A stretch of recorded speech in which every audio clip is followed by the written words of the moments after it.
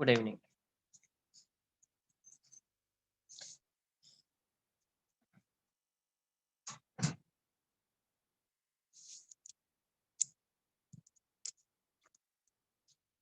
Last lecture में कहाँ पे थे अपन? परफेक्टली इनइलास्टिक कोलिजन है ना, नंबर 10।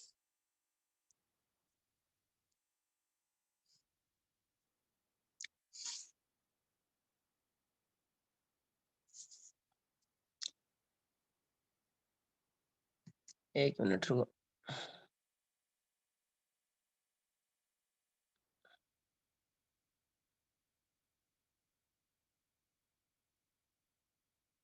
जो डिस्टर्ब करे थोड़ा उसको एक रिमूव कर देना, ठीक है।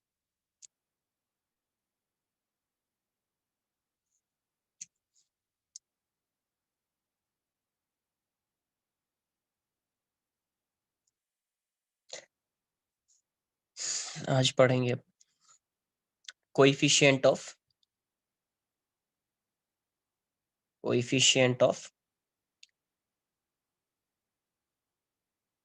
रेस्टिट्यूशन। कोएफिशिएंट ऑफ रेस्टिट्यूशन, इसको ई से रिप्रेजेंट। तो ये पहले से डिफाइन है, E equals to velocity of separation, velocity of separation along line of impact LOI upon velocity of approach, velocity of approach along line of impact, along line of impact। अब suppose जैसे example के लिए समझ लेते हैं, ये ऐसा है, ये ब्लॉक ए है, initial velocity of block A is u1 and block B is u2। तो ऑब्वियसली u1 ग्रेटर होगा u2 से, तभी कोलिजन होगा। ये क्या है? Before collision, before collision. After collision क्या हो जाएगा? ये ए है, ये v1 से जा रहा है, और ये बी है, ये v2 से जा रहा है। ये आफ्टर कोलिजन है, आफ्टर कोलिजन। तो E की जो वैल्यू होती है velocity of separation along line of impact, तो इसका लाइन ऑफ इम्पैक्ट तो इसी के अलोंग है ना, इसी के अलोंग है, इसी के अलोंग है। तो इसके तो यहाँ पे वेलोसिटी ऑफ यहाँ पे सेपरेट हो रहा है, यहाँ पे जो है ये इसको अप्रोच कर रहा है, यहाँ पे सेपरेट हो रहा है दोनों। तो वेलोसिटी ऑफ सेपरेशन क्या हो जाएगा? v2 minus v1। यहाँ पे जो अप्रोच कर रहा है, तो वेलोसिटी ऑफ अप्रोच क्या हो जाएगा? ये अप्रोच कर रहा है इसको, तो u1 minus u2, u1 minus u2। आई बात समझ में?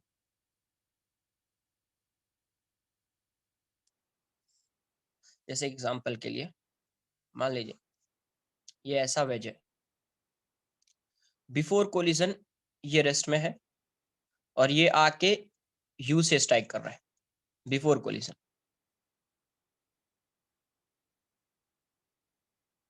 आफ्टर कोलिजन, एक मिनट, आफ्टर कोलिजन सपोज ये जो है ये इस डायरेक्शन में जा रहा है वी से, और ये इस डायरेक्शन में जा रहा है वी डैश। आफ्टर कोलिजन ये इस डायरेक्शन में जा रहा है, आफ्टर कोलिजन है ये, आफ्टर कोलिजन। क्या बोल रहा हूं, एक बार समझ लीजिए। कोएफिशिएंट ऑफ रेस्टिट्यूशन जो है ये पहले से डिफाइन है, ये टर्म। ये क्या डिफाइन है? ई क्या होता है? Velocity of separation along line of impact upon velocity of approach along line of impact, along LOI। ठीक है, एक बार तो लाइन ऑफ इंपैक्ट सबसे पहले फाइंड करना है। क्या फाइंड करना है? Line of impact. तो अगर ये यहाँ पे कोलिजन होगा इसका, अगर ये सपोज यहाँ पे कोलाइड हो रहा है ऐसा, तो इसका लाइन ऑफ इंपैक्ट ऐसा होगा ना, यही है ना इसका LOI। तो लाइन ऑफ इंपैक्ट के अलोंग इसकी वेलोसिटी है, और इसकी वेलोसिटी भी किसके अलोंग है? लाइन ऑफ इंपैक्ट के अलोंग है। Then coefficient of restitution equals to velocity of separation along line of impact. तो यहाँ पे ये सेपरेट हो रहा है, और यहाँ पे ये अप्रोच कर रहा है इसको, तो यहाँ से वेलोसिटी ऑफ अप्रोच आएगा, और यहाँ से वेलोसिटी ऑफ सेपरेशन आएगा। रिलेटिव वेलोसिटी ही है, बट आपको बताया है रिलेटिव वेलोसिटी ही है, बट आपको क्या बताया है कि रिलेटिव वेलोसिटी में जब दो पार्टिकल के बीच का डिस्टेंस इंक्रीज होता है तो उसको बोलते हैं वेलोसिटी ऑफ सेपरेशन, और जब दो पार्टिकल के बीच का डिस्टेंस जो है वो डिक्रीज होता है तो वैसे रिलेटिव वेलोसिटी को बोलते हैं वेलोसिटी ऑफ अप्रोच। तो यहाँ पे क्या है, u1 ग्रेटर है u2 से, तो ये जो a है ये b को अप्रोच कर रहा है, तो यहां से वेलोसिटी ऑफ अप्रोच क्या आएगा, u1 माइनस u2, और यहाँ पे ये सेपरेट हो रहा है इससे, तो इसीलिए वेलोसिटी ऑफ सेपरेशन क्या आएगा, v2 माइनस v1।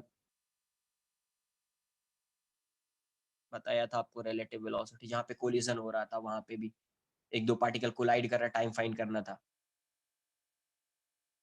तो ये इक्वल्स टू क्या आ जाएगा, यहाँ पे सेपरेट हो रहा है तो सेपरेट हो रहा होगा, इसका मतलब ये v2 ग्रेटर रहा होगा v1 से, तो v2 माइनस v1, और अप्रोच कर रहा है तो u1 माइनस u2, कुछ ऐसा आएगा, देख लेंगे।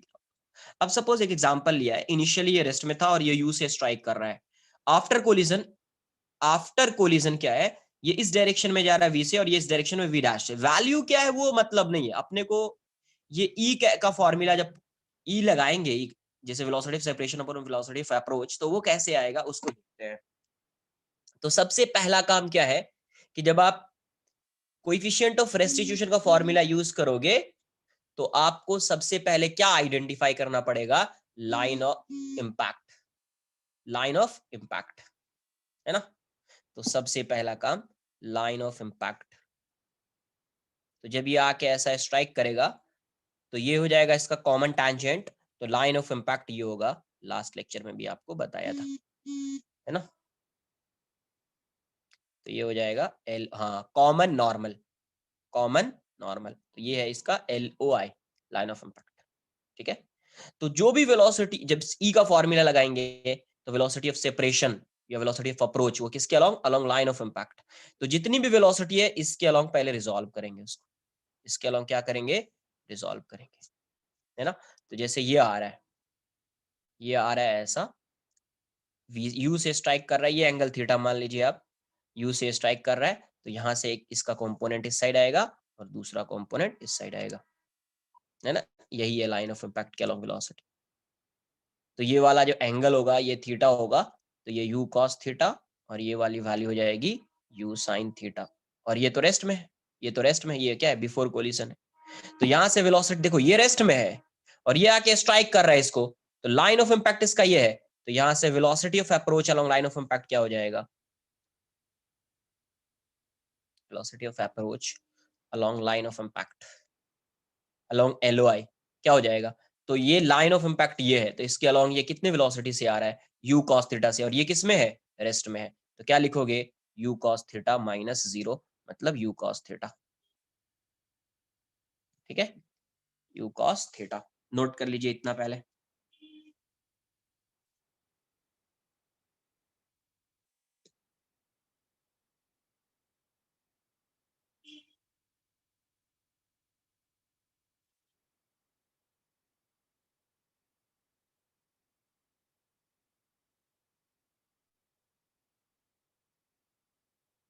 हाँ, रेस्टिट्यूशन, RESTITUTION,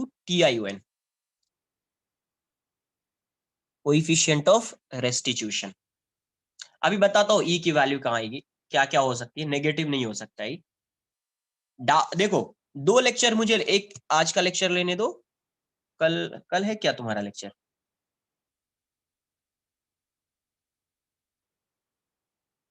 तो कभी फ्री हो तुम लोग बोलो ना, फ्री रहोगे जिस दिन मैं डाउट लेक्चर ले लूंगा, नहीं किस दिन फ्री हो ये बोल दो, मैं डाउट लेक्चर उसी दिन ले लेता हूँ, फ्राइडे को लेक्चर नहीं है, तो ठीक है एक बार देखता हूँ मैं, फ्राइडे का मैं अपना स्केड्यूल देख लेता हूँ, उसके बाद देख लेते हैं, ठीक है। और वैसे भी दो लेक्चर एग्जाम चल रहे हैं क्या, ओके ठीक है, हाँ तो एग्जाम चल रहे तो कोई नहीं, वैसे भी मैं आज का लेक्चर लूंगा, फिर एक और लेक्चर लूंगा, फिर उसके बाद डिस्कस करूंगा, जो बुकलेट है वो डिस्कशन होगा, है ना, और फिर उसके बाद इसका एक और कॉन्सेप्ट बचेगा तो उसको लास्ट में डिस्कस कर लेंगे, हो जाएगा, सब कुछ डिस्कस करेंगे इस बार।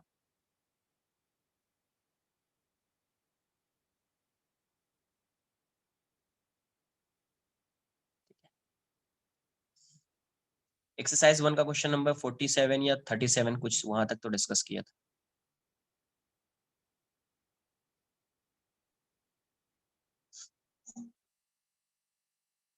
देख लेते हैं उसको भी, मैं देख लेता हूँ क्या आएगा।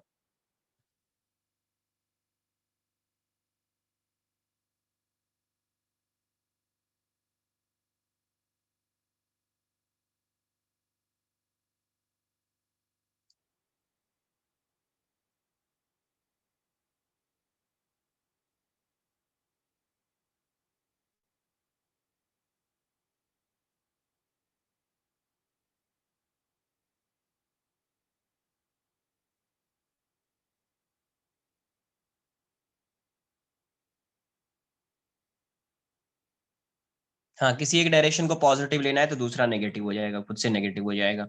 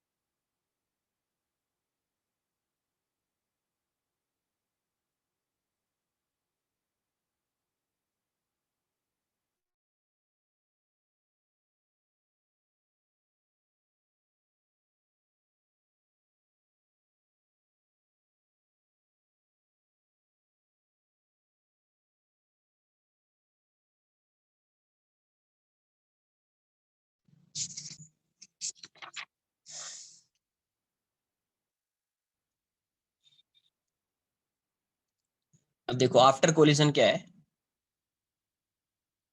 आफ्टर कोलिजन ये जा रहा है इस डायरेक्शन में यू से, इसका नॉर्मल ऐसा है लाइन ऑफ इम्पैक्ट। ये एंगल थीटा, ये थीटा हो जाएगा, वी से जा रहा है ना, तो ये आ जाएगा वी कॉस थीटा और ये आ जाएगा वी साइन थीटा। और ये इस डायरेक्शन में जा रहा था, ये कैसा है इसको भी मैं अलग से ड्रॉ कर लेता हूँ। ये इस डायरेक्शन में जा रहा है कितने से, वी डैश, अज्यूम कर लिया वी डैश, है ना। तो इस ये वी थीटा है तो ये हो जाएगा वी डैश कॉस थीटा और ये वाला हो जाएगा वी डैश साइन थीटा। तो यहाँ से देखो वेलोसिटी ऑफ सेपरेशन क्या है, वेलोसिटी ऑफ सेपरेशन क्या हो गया आपका, तो यहाँ से आ जाएगा, देखो ये दोनों क्या है, सेपरेट हो रहा है, तो इसको पॉजिटिव मान रहे हैं तो ये नेगेटिव हो जाएगा। तो वी डैश साइन थीटा, ये इस डायरेक्शन में जा रहा है, वो उस डायरेक्शन में जाना है, दोनों के बीच का डिस्टेंस इंक्रीज हो रहा है, minus minus of V sine theta, है ना। तो यहाँ से क्या आ रहा है, V dash sine theta plus V sine theta. तो ई की वैल्यू क्या आ जाएगी, तो वेलोसिटी ऑफ सेपरेशन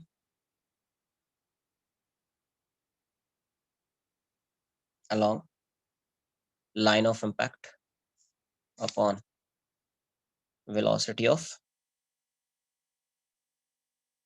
अप्रोच। किसी भी डायरेक्शन में मान लो ना, मैंने पहले वाले को क्या मान लिया, इस डायरेक्शन को क्या माना, इसको पॉजिटिव माना, तो ये वाला डायरेक्शन पॉजिटिव होगा तो इसके ऑपोजिट डायरेक्शन क्या होगा, नेगेटिव। तो इसको पॉजिटिव मान लिया है तो ये इसके ऑपोजिट डायरेक्शन में वो नेगेटिव हो जाएगा। किसी भी डायरेक्शन में आप अज्यूम कर लो, आंसर में चेंज होने वाला नहीं। तो velocity of approach along line of impact, along line of impact। तो ई की वैल्यू यहाँ से आप लिख सकते थे V dash sine theta plus V sine theta upon V U cos theta, ऐसा आ जाएगा, है ना।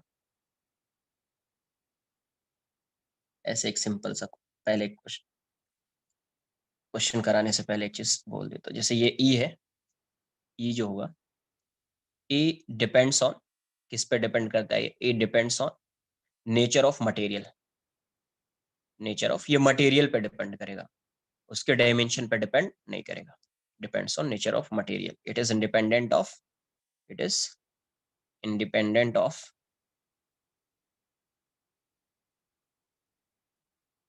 क्या, हाँ वो इसको बोल रहे हो क्या, कुछ भी लिख सकते हैं ना, इंडिपेंडेंट ऑफ, ऐसे एग्जाम्पल था वो, ऐसा नहीं, क्वेश्चन तो नहीं दिया। Is independent of shape and mass of object. अब देखो ई की वैल्यू जो है, E is greater than equals to zero, पहले जीरो से स्टार्ट कर देता। ई की वैल्यू जो होती है, ई की वैल्यू जीरो होती है किसके लिए, तो ये होता है perfectly inelastic collision, perfectly inelastic collision, inelastic collision E की वैल्यू क्या होती है, जीरो हो जाती है। ई की वैल्यू जीरो से वन और less, E is greater than zero and less than one, ये होता है इन इलास्टिक कोलिजन के लिए। किसके लिए, इन इलास्टिक कोलिजन।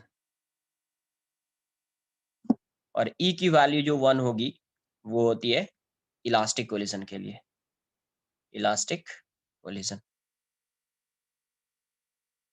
एक और ब्रैकेट में लिख देता हूँ, ई ग्रेटर देन वन होता, अपने में नहीं आएगा, बाई चांस कभी आ गया तो इसको बोलते हैं सुपर इलास्टिक कोलिजन।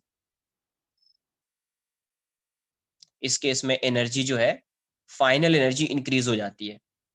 इलास्टिक में क्या होता है, initial kinetic energy equals to final kinetic energy, यहाँ पे final kinetic energy is greater than initial kinetic energy. इसका मतलब कुछ एक्सटर्नल एजेंट कुछ वर्क कर रहा होगा, इसीलिए एनर्जी इंक्रीज हो जा रही है। ये अपने सिलेबस में नहीं है, बट बाई चांस कभी आ जाए। एक बार जेई मेन में क्वेश्चन आया था 2017 में, इसीलिए ये भी देख लो, ये कहीं पे ग्रेटर देन वन आ जाए तो ऐसा नहीं कि सर कैसे हो गया, तो इसका मतलब वहां पे सुपर इलास्टिक कोलिजन है। और इस केस में सुपर इलास्टिक कोलिजन में क्या होता है, final kinetic energy is greater than initial kinetic energy. कुछ एक्सटर्नल एजेंट वर्क कर रहा होगा, इसीलिए फाइनल काइनेटिक एनर्जी इंक्रीज हो जाती है। ठीक है, नोट कर लीजिए, थोड़ा फास्ट नोट कीजिए।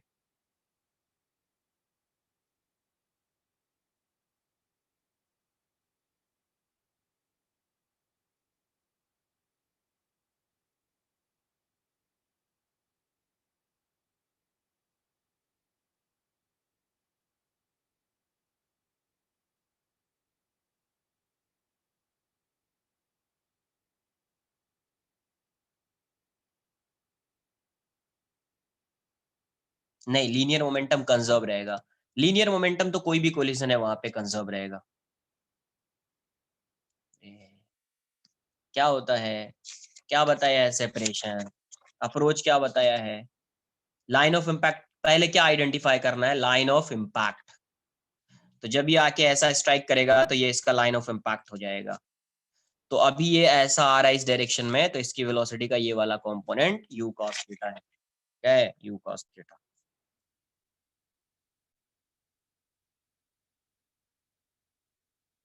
नहीं नहीं, नेगेटिव कभी नहीं आएगा। सिर्फ अगर यहाँ पे फ्रिक्शन होगा, यहाँ पे फ्रिक्शन होगा, जैसे अगर मान लो यहाँ पे फ्रिक्शन नहीं होता, फ्रिक्शन नहीं होता तो अभी पहले इसकी टेंजेंशियल वेलोसिटी समझ लीजिए एक बार। फ्रिक्शन नहीं होता तो इसकी टेंजेंशियल वेलोसिटी क्या है अभी यहाँ पे, u sin थीटा।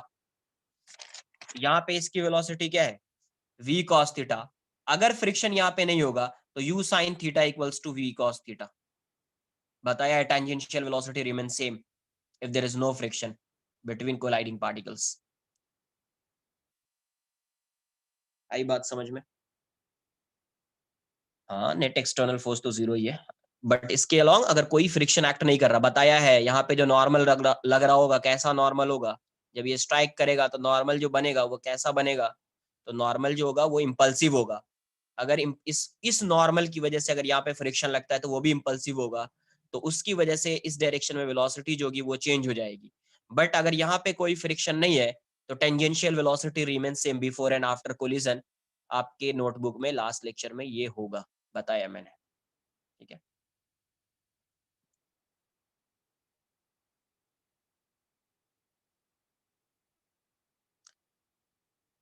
वैसा कुछ नहीं है, कुछ भी हो सकता है, कुछ भी हो सकता है। उस केस में ये वाला पार्ट जो है, ये वाला पार्ट नेगेटिव हो जाएगा, उसमें कोई, अगर ऊपर वाला नेगेटिव होगा तो ये भी नेगेटिव हो जाएगा। बट एक चीज समझ लेना है कि यू कांट बी नेगेटिव, ई की value E can't be negative, but इतना समझ लेना और कुछ नहीं जानना है।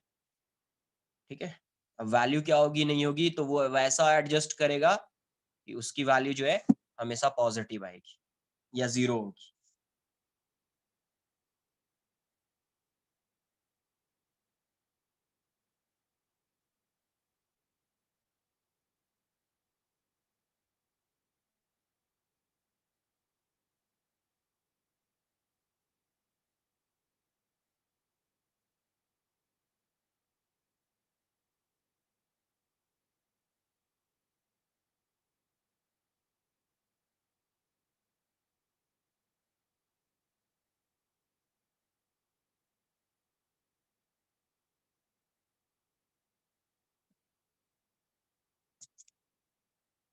डन।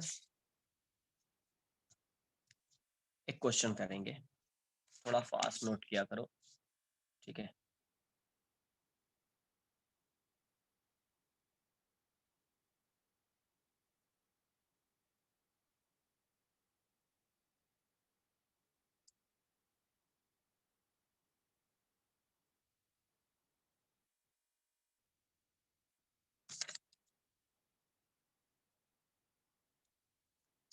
क्वेश्चन ऐसा है,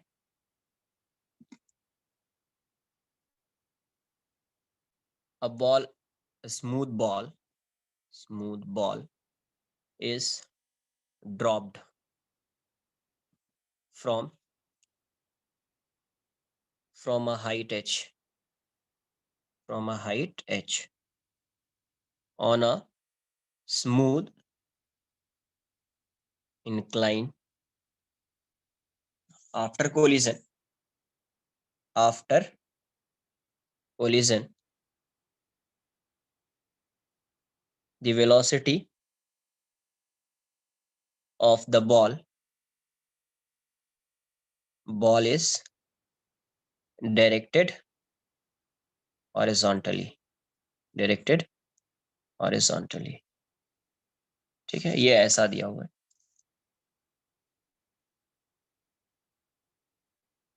ये ऐसा h हाइट से यहां से यहां तक का डिस्टेंस h, यहाँ पे आके स्ट्राइक कर रहा है। अब देखो, ना तो इसका मास गिवन है ना इसका मास गिवन है, इसका मतलब ये जो है, ये जो वेज है रिमेन्स एट रेस्ट में ही रहेगा ये, ठीक है। क्योंकि कुछ मास गिवन होता तो मोमेंटम कंजर्वेशन करते, तो इसकी वेलोसिटी आ जाती इस डायरेक्शन में, बट कुछ मास गिवन नहीं है, मास गिवन नहीं है मतलब ये रेस्ट में ही रहेगा, ठीक है। ऐसा दिया हुआ है। तो क्वेश्चन में क्या पूछा गया, first find the coefficient of, find the coefficient of restitution, ये एंगल थीटा दिया हुआ है, restitution. Second, if the collision is elastic, if the collision is, पहले में कोलिजन इलास्टिक नहीं है क्योंकि कुछ यू एच के टर्म्स में आंसर आना है, जो भी आना है थीटा के टर्म्स में या एच के टर्म्स में जो भी होगा। If the collision is elastic, second में सिचुएशन डिफरेंट है। What is the impulse on the ball, what is the impulse on the ball, what is the impulse on the ball.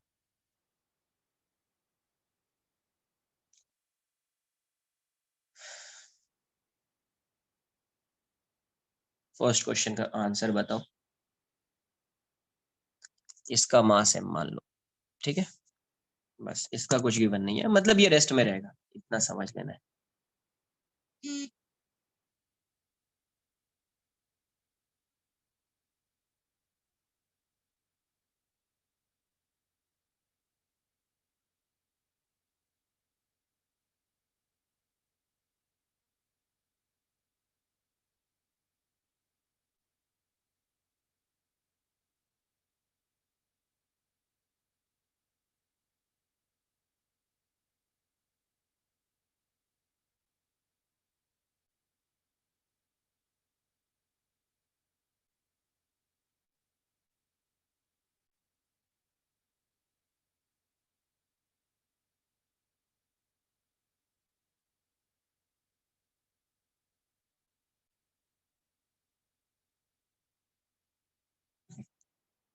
देखिए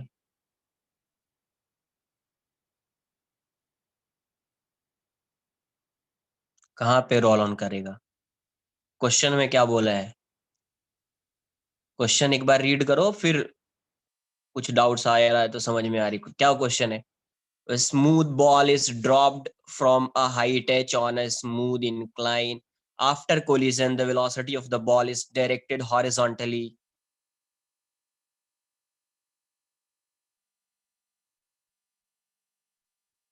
तो यहाँ पे आके स्ट्राइक कर रहा है, ऐसा मान लेते हैं, यू से स्ट्राइक कर रहा है, यू की वैल्यू फाइंड कर सकते हैं। यहाँ से रिलीज किया, ड्रॉप किया, तो इनिशियल वेलोसिटी 0 है, तो you can find the value of you, you कितना हो जाएगा, √2gh। तो इसका जो लाइन ऑफ इम्पैक्ट है ये ऐसा है, तो अभी ये थीटा है, ये वाला एंगल थीटा, तो ये 90 माइनस थीटा होगा, तो ये थीटा हो जाएगा। तो एक कंपोनेंट इसका इस साइड, यही इसका LOI है, u cos थीटा, और इसका एक component u sin theta. After collision क्या हो रहा है? आफ्टर कोलिजन ये हॉरिजॉन्टल डायरेक्शन में जा रहा है, ऐसा मान लेते हैं v से जा रहा है। इसका लाइन ऑफ इम्पैक्ट तो ये एंगल थीटा है, तो ये भी थीटा होगा। तो ये वाली जो वैल्यू होगी ये हो जाएगी v cos थीटा, और ये वाली जो वैल्यू होगी ये हो जाएगी v sin थीटा। ठीक है, v sin थीटा। अब यहां से एक चीज क्वेश्चन में क्या गिवन है, ये जो सरफेस है, ये जो कोलाइडिंग सरफेस है यहाँ पे, और यहाँ पे बिफोर कोलिजन आफ्टर कोलिजन, मतलब जब ये कोलाइड कर रहा है वैसा बोलिए, जब ये कोलाइड कर रहा होगा है ना ड्यूरिंग कोलिजन, तो यहाँ पे कोई फोर्स नहीं लग रहा होगा इस डायरेक्शन में, इंपल्सिव फोर्स, क्योंकि फ्रिक्शन नहीं लगेगा तो फ्रिक्शन इंपल्सिव फोर्स हो सकता था। तो there is no impulsive force along common tangent। तो कॉमन टैंजेंट के अलोंग कोई इंपल्सिव फोर्स नहीं है। तो अगर इंपल्सिव फोर्स नहीं है, इसका मतलब velocity of colliding particles along common tangent remain same before and after collision. तो ये जो बॉल है उसकी वेलोसिटी इस डायरेक्शन में कितनी है, u sin theta. Hence u sin theta की वैल्यू क्या हो जाएगी, v cos थीटा हो जाएगी। इक्वेशन 1। इस बॉल की जो टेंजेंशियल वेलोसिटी है यहाँ पे u sin थीटा है, और यहाँ पे v cos थीटा है, तो u sin theta equals to v cos theta हो जाएगा। एंड दूसरा e की वैल्यू क्या होगी, वेलोसिटी ऑफ सेपरेशन यहाँ से आएगा, और वेलोसिटी ऑफ अप्रोच यहाँ से आएगा। तो सेपरेशन देख रहे हैं क्या है, क्या नहीं समझा? लास्ट लेक्चर का रिवाइज करके आए हो या नहीं आए हो, ये बताओ पहले। तो लास्ट लेक्चर में ये बताया है या नहीं बताया है, तुम ही लोग बताओ यार। If there is no impulsive force along common tangent, then velocity of colliding particles remains same along it। दो केस लिया था, एक में बताया था कि अगर यहाँ पे इंपल्सिव फोर्स लगेगा, जहां पे कोलाइड कर रहा है वहां पे इंपल्सिव फोर्स लगेगा, तो टेंजेंशियल वेलोसिटी उसकी चेंज हो जाएगी, है ना। यहाँ पे कोई इंपल्सिव फोर्स नहीं लग रहा है, इंपल्सिव फोर्स ग्रेविटेशन नहीं हो सकता, ऐसा नहीं कि mg sin थीटा को इंपल्सिव फोर्स ले लिया, बताया है कि mg sin थीटा कभी इंपल्सिव फोर्स होएगा ही नहीं। तो यहाँ पे नॉर्मल इंपल्सिव है, उसकी वजह से अगर यहाँ पे फ्रिक्शन लगता तो वो इंपल्सिव होता, वो इसकी वेलोसिटी को चेंज कर सकता था। बट यहाँ पे टेंजेंशियल कोई कुछ फोर्स लग नहीं रहा है, नहीं लगेगा, तो इसकी वेलोसिटी, कोलाइडिंग पार्टिकल की जो वेलोसिटी होगी u sin थीटा, वही अभी भी होगी। इसीलिए u sin theta equals to v cos theta. अब इस पे इंपल्सिव फोर्स लग रहा है इस डायरेक्शन में, तो इसीलिए इस डायरेक्शन में इसकी वेलोसिटी चेंज हो रही है। पहले u cos थीटा थी, अभी v sin थीटा हो गई, और डायरेक्शन चेंज हो गया, तो E की वैल्यू क्या हो जाएगी, velocity of separation upon velocity of approach. यहाँ पे सेपरेट हो रहा है ये, है ना, और ये लाइन ऑफ इम्पैक्ट के अलोंग इसकी वेलोसिटी कितनी है, v sin थीटा। इससे सेपरेट हो रहा है, इसकी वेलोसिटी क्या है, 0। और ये वाला अप्रोच कितना है, u cos थीटा से अप्रोच कर रहा है और इसकी वेलोसिटी 0 है, तो u cos थीटा -0। हाँ, कर सकते वो उसी से, उससे भी आएगा, कंजर्वेशन ऑफ लीनियर मोमेंटम से भी आएगा। तो यहां से देखिए E की वैल्यू क्या होगी, v बाई यू। तो v को क्या लिख सकते हैं आप यहाँ से, पहले पहले लिख देता हूँ, v sine theta v by u into sine theta by cos theta. तो v बाई यू को यहाँ से आप क्या लिखोगे, v by u sine theta by cos theta into ये sine theta by cos theta क्या है, tan थीटा। कहाँ से आया, फ्रॉम 1। तो ये आंसर इसका कितना हो जाएगा, tan स्क्वायर थीटा हो जाएगा। आंसर इसका कितना हो जाएगा, tan स्क्वायर थीटा हो जाएगा। आई बात समझ में, नोट कर लीजिए इसको।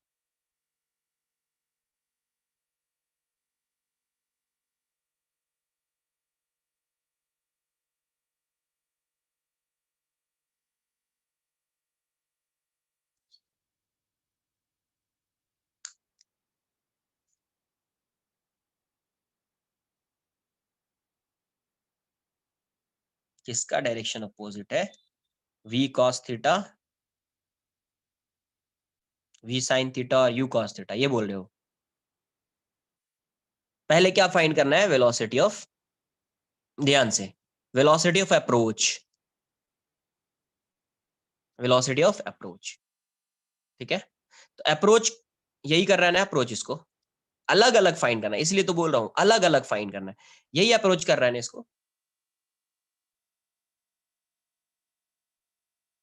तो अप्रोच की वेलोसिटी तुम क्या लिखोगे? u cos थीटा माइनस 0, ऐसा लिख लो ना, u cos थीटा लिख लो, होगा या नहीं होगा? अच्छा, यहाँ पे जो सेपरेट हो रहा है क्या हो रहा है? अलग से इसलिए लिख लो, ज्यादा बेटर है, नहीं तो तुम डायरेक्शन में फंस जाओगे। वेलोसिटी ऑफ सेपरेशन, सर ये पॉजिटिव हो गया तो ये कैसे पॉजिटिव हो गया? तो वेलोसिटी ऑफ सेपरेशन, कौन सा सेपरेट हो रहा है? यही सेपरेट हो रहा है ना। कितने वेलोसिटी सेपरेट हो रहा है? v sin थीटा से, और ये 0, ये थोड़ी सेपरेट हो रहा है, 0 माइनस v sin थीटा थोड़ी लिखेंगे, तो v sin थीटा हो जाएगा, तो v cos sin theta upon u cos theta.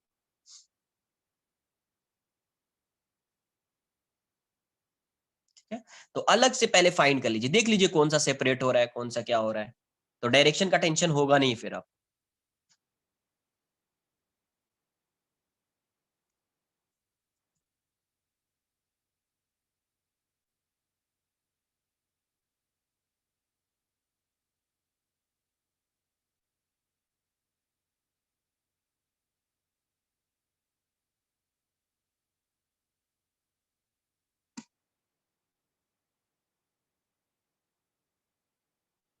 Second question solve कीजिए।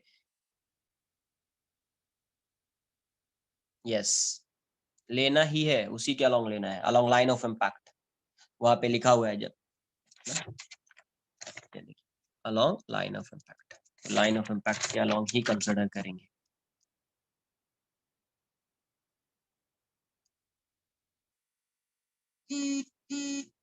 डन।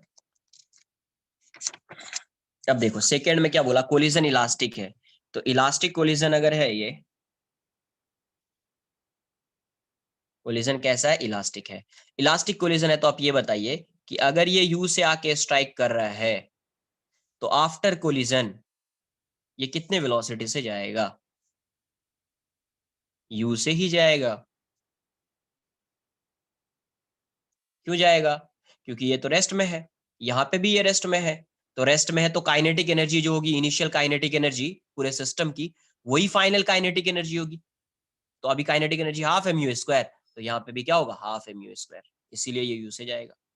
तो अब इसका ये थीटा था, तो ये आ रहा था यू कॉस थीटा, और ये वाली वैल्यू आ रही थी यू साइन थीटा, तो यहाँ पे ये थीटा है,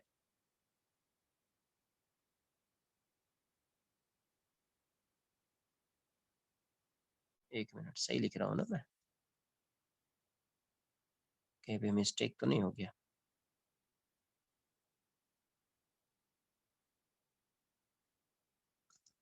एक मिनट, हाँ, तब ये हॉरिजॉन्टल नहीं जाएगा फिर, है ना? इसका मतलब तब ये हॉरिजॉन्टल डायरेक्शन में नहीं जाएगा, समझो क्यों? क्योंकि तब क्या होगा, अपने को पता है कि ई की, ये ई जो है, ई क्या होगा? ई की वैल्यू 1 होगी ना, इलास्टिक कोलिजन है तो ई क्या होगा? 1 होगा, ई 1 होगा। मतलब अभी क्या फाइंड कर लिया था? tan square theta. अगर ये ऐसा भी जाएगा तो क्या केस बन सकता है वो समझ लेंगे। ई की वैल्यू 1 होगी तो tan स्क्वायर थीटा क्या हो जाएगा? ई की वैल्यू क्या आ रही थी? tan स्क्वायर थीटा, तो tan स्क्वायर थीटा 1 हो जाएगा, तो थीटा की वैल्यू क्या हो जाएगी? 45 डिग्री हो जाएगी। मतलब अगर ये हॉरिजॉन्टल जाएगा तो ये 45 डिग्री हो जाएगा, तभी पॉसिबल है। तो ये वही यू कॉस 45, तो ये भी 45 है, मतलब उस केस में तभी पॉसिबल है, जब थीटा 45 होगा तभी पॉसिबल है कि यहाँ पे इलास्टिक कोलिजन हो सकता है, वरना पॉसिबल नहीं हो पाएगा। तो ये यू कॉस 45 हो गया, वरना ये हॉरिजॉन्टल डायरेक्शन में जाए, पॉसिबल हो सकता है बट हॉरिजॉन्टल डायरेक्शन में नहीं जाएगा, और यहाँ पे ये यू कॉस 45 साइन 45 हो जाएगा, यू बाय रूट टू, ये भी यू बाय रूट टू हो जाएगा, और ये भी यू बाय रूट टू हो जाएगा। तो यहाँ पे अपने को क्या फाइंड करना था? मोमेंटम। अब ये बताओ, इस डायरेक्शन में टेंजेंशियल कॉमन टैंजेंट के अलोंग इसकी वेलोसिटी सेम है, तो चेंज इन मोमेंटम तो जीरो हो जाएगा। Change in momentum along common tangent क्या हो जाएगा? कॉमन टैंजेंट ये क्या हो जाएगा आपका? जीरो हो जाएगा, क्योंकि वेलोसिटी क्या है? सेम है, तो जीरो हो जाएगा। तो चेंज इन मोमेंटम किसके अलोंग आएगा? तो change in momentum of the ball, change in momentum. अरे सेकेंड क्वेश्चन क्या है? कोलिजन कैसा है? सेकेंड क्वेश्चन क्या बोला? कोलिजन है कैसा? इलास्टिक। इलास्टिक कोलिजन का मतलब यही हुआ कि initial kinetic energy of the system equals to final kinetic energy of the system. बात आई समझ में? है ना? तो ये यू से ही जाएगा। क्लियर है? या देखो ऐसे समझो, ऐसे तुम समझ लो, इतना मत, ये थीटा वेटा अगर नहीं भी फाइंड करना हो ना, तुम ऐसा समझो, इलास्टिक कोलिजन में क्या होता है? इलास्टिक कोलिजन जब होगा और यहाँ पे कोई फ्रिक्शन नहीं है, तो ये वाली वेलोसिटी सेम रहती है, और ये वाला जो डायरेक्शन है ये रिवर्स हो जाता है। ये वाला डायरेक्शन क्या होता है? रिवर्स हो जाता है। मतलब ये यू कॉस थीटा से आया ना, तो ये यू कॉस थीटा से इस साइड जाएगा, और ये यू साइन थीटा से जाएगा, तब भी काइनेटिक एनर्जी इसकी क्या रहेगी? सेम रहेगी। ठीक है? तो चेंज इन मोमेंटम आगे करके लिखूंगा वैसे, change in momentum of the ball, तो change in momentum equals to क्या आएगा? Change in momentum of ball, change in momentum along line of impact ही आएगा। अब देखो चेंज इन मोमेंटम फाइंड कर रहे हैं, तो इसको पॉजिटिव मान लिया, तो ये नेगेटिव खुद से हो जाएगा। तो पहला कितना आएगा? M you cos theta minus of minus M U sine theta sine 45। 45 है इसीलिए सेम लिख रहा हूँ, अभी बताता हूँ आपको। M you cos 45 plus M U sine 45, तो बेसिकली क्या हो जाएगा? 2mu, ये 1/√2 हो जाएगा इंटू 1/√2। तो यहाँ से √2mu, तो ये ऐसा हो जाएगा। √2mu की वैल्यू क्या है? √2gh, तो यहाँ से क्या आ जाएगा? 2m√gh। आई बात समझ में? एक पॉइंट नोट करके लिखा दो, पहले इतना नोट कर लो। डायरेक्ट उसको लिख सकते थे, ये 45 फाइंड करने का कोई जरूरत नहीं, थीटा के टर्म में भी आंसर आ जाता। पहले नोट कर लो इसको।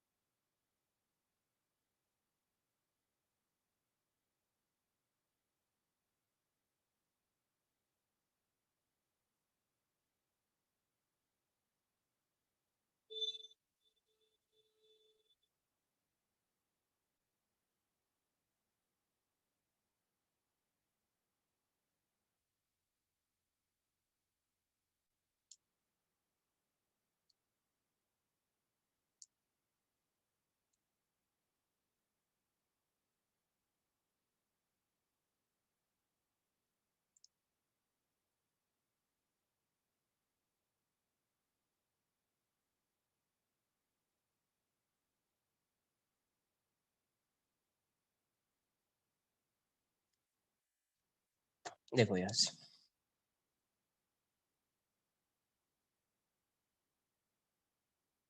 अगर इलास्टिक कोलिशन है, कोलिशन कैसा है, इलास्टिक कोलिशन, तो उस केस में क्या होता है कि जैसे मान लीजिए ये एक वॉल है, मूव तो नहीं करेगा ये। अब क्या है कि ये वॉल जो है यहाँ पे आके स्ट्राइक कर रहा है, सपोज यहाँ पे आके यू स्पीड से आके यहाँ पे स्ट्राइक कर रहा है यू से। तो यू से जैसे स्ट्राइक कर रहा है और ये एंगल मान लेते हैं थीटा,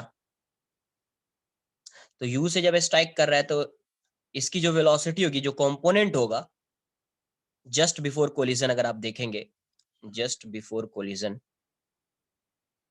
जस्ट बिफोर कोलिजन देखेंगे तो ये ऐसा आके स्ट्राइक कर रहा है यू, और ये वाला एंगल थीटा है तो ये एंगल थीटा हो जाएगा, तो ये वाला कंपोनेंट हो जाएगा यू कॉस थीटा और ये वाला कंपोनेंट हो जाएगा यू साइन थीटा। तो कॉमन टेंजेंट इसका ये है, कॉमन नॉर्मल ये है, यही है इसका लाइन ऑफ इम्पैक्ट। तो लाइन ऑफ इम्पैक्ट के अलोंग इसकी वेलोसिटी यू कॉस थीटा है और कॉमन टेंजेंट के अलोंग इसकी वेलोसिटी यू साइन थीटा है। तो आफ्टर कोलिजन क्या होगा, आफ्टर कोलिजन आपको पता है कि अगर यहाँ पे कोई फ्रिक्शन नहीं है आफ्टर कोलिजन, सपोज यहाँ पे फ्रिक्शन की वैल्यू में 0 मान लेता हूँ, कोई फ्रिक्शन है ही नहीं यहाँ पे, तो उस केस में आफ्टर कोलिजन क्या होगा, जब ये वापस इस डायरेक्शन में आएगा, यहाँ पे ये बॉल है, तो ये वाली वेलोसिटी तो इसकी सेम होगी, ये वाली वेलोसिटी तो इसकी यू साइन थीटा ही रहेगी, है ना। तो ये वाली वेलोसिटी जो है इसकी चेंज हो जाएगी। आपको पता है काइनेटिक एनर्जी सेम होना है, ये वॉल तो मूव करेगा नहीं, तो इसका जो ये वाला कंपोनेंट होगा ये क्या होना चाहिए, सेम होना चाहिए, बट डायरेक्शन क्या हो जाएगा, अपोजिट हो जाएगा, क्योंकि ये ऐसे गया है तो वापस ऐसे जाएगा। तो यहां से ये वाली वेलोसिटी u cos थीटा ही रहेगी, समझो। ये कितने से आके u से आके स्ट्राइक कर रहा है यहाँ पे, तो ये थीटा है तो ये भी थीटा होगा, तो एक कंपोनेंट u cos थीटा, ये कंपोनेंट u sin थीटा, ये कौन सा है, तो अलोंग लाइन ऑफ इम्पैक्ट है। ये वाला कंपोनेंट किसके अलोंग है, अलोंग लाइन ऑफ इम्पैक्ट। ये वाला कंपोनेंट किसके अलोंग है, अलोंग कॉमन टैंजेंट। अरे ऐसे स्ट्राइक कर रहा है तो ये कॉमन टैंजेंट यही हो जाएगा, कॉमन नॉर्मल ये आएगा, तो लाइन ऑफ इम्पैक्ट ये हो गया। तो अगर यहाँ पे फ्रिक्शन की वैल्यू क्या है, यहाँ पे फ्रिक्शन 0 है, यहाँ पे फ्रिक्शन की वैल्यू 0 है, मतलब कोई इंपल्सिव फोर्स टेंजेंशियल डायरेक्शन में नहीं है। तो टेंजेंशियल डायरेक्शन में if there is no impulsive force, then velocity of colliding particle remain same before and after collision. तो बिफोर कोलिजन इसकी वेलोसिटी यू साइन थीटा है, तो अभी भी इसकी वेलोसिटी यू साइन थीटा होगी। अब आपको पता है कि काइनेटिक एनर्जी क्या होनी है, सेम होनी है। तो काइनेटिक एनर्जी सेम होनी है मतलब इसका जो सेकंड कंपोनेंट होगा आफ्टर कोलिजन, इस बॉल का जो सेकंड कंपोनेंट है, एक कंपोनेंट तो ये रहेगा वेलोसिटी का, तो दूसरा कंपोनेंट यू cos थीटा के इक्वल ही होगा। तो अब ये आके ऐसा स्ट्राइक कर रहा है तो वापस ऐसा जाएगा ना यार, तो एक कंपोनेंट ये होगा, दूसरा कंपोनेंट ये होगा, तो ये कंपोनेंट तो पता है यू साइन थीटा और ये यू cos थीटा होगा, डायरेक्शन ऑपोजिट हो जाएगा। तो अभी लास्ट वाला जो क्वेश्चन था, प्रीवियस प्रीवियस क्वेश्चन जो था, उसको आप डायरेक्ट cos थीटा को cos थीटा भी रख लेते, आंसर अगर cos थीटा के टर्म में ही होता तो आप क्या लिखते, ये u ऐसा आ रहा है u से, ये वाला कंपोनेंट आ रहा था u cos थीटा, ये वाला कंपोनेंट आ रहा था u sin थीटा। क्या था, before collision, just before collision, just before collision.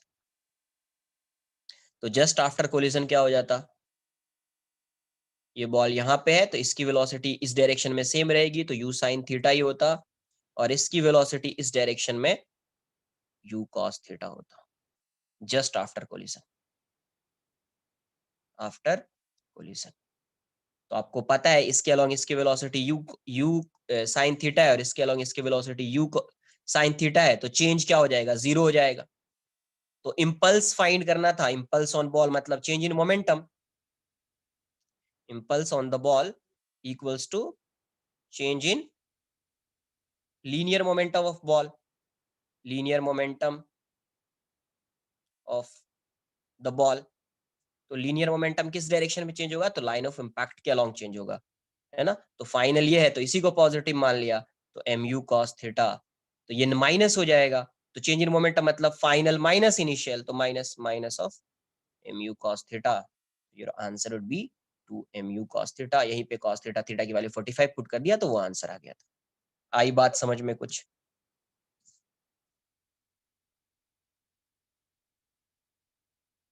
Note कर लीजिए।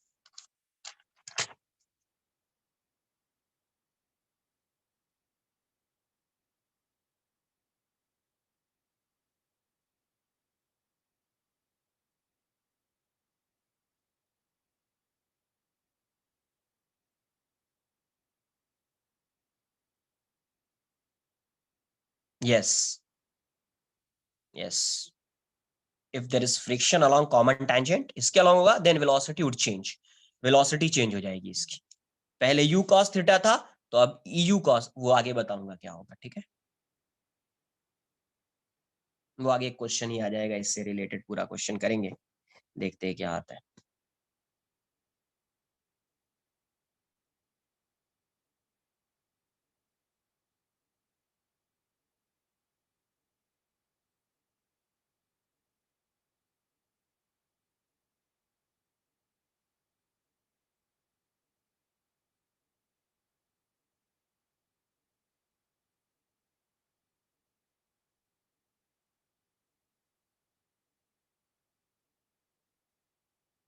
देखो, ये आके यू से स्ट्राइक कर रहा है, यहाँ पे यू से स्ट्राइक कर रहा है, तो जब ये इस वॉल पे आके स्ट्राइक करेगा तो आप ये बताइए कि इसका जो कॉमन टेंजेंट होगा ये वाला होगा, कॉमन नॉर्मल होगा तो ये वाला होगा, ये लाइन ऑफ इम्पैक्ट हो गया, ये कॉमन टेंजेंट हो गया, और यहाँ पे जो फ्रिक्शन है उसकी वैल्यू 0 है, इस वाले सरफेस पे कोई फ्रिक्शन नहीं लग रहा है।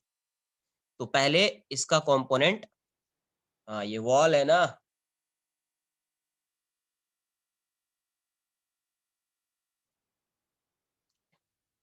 तो अब आ गया होगा ये u cos theta u sin theta से रिलेट कर लेंगे तो आ जाएगा, ठीक है? नोट कर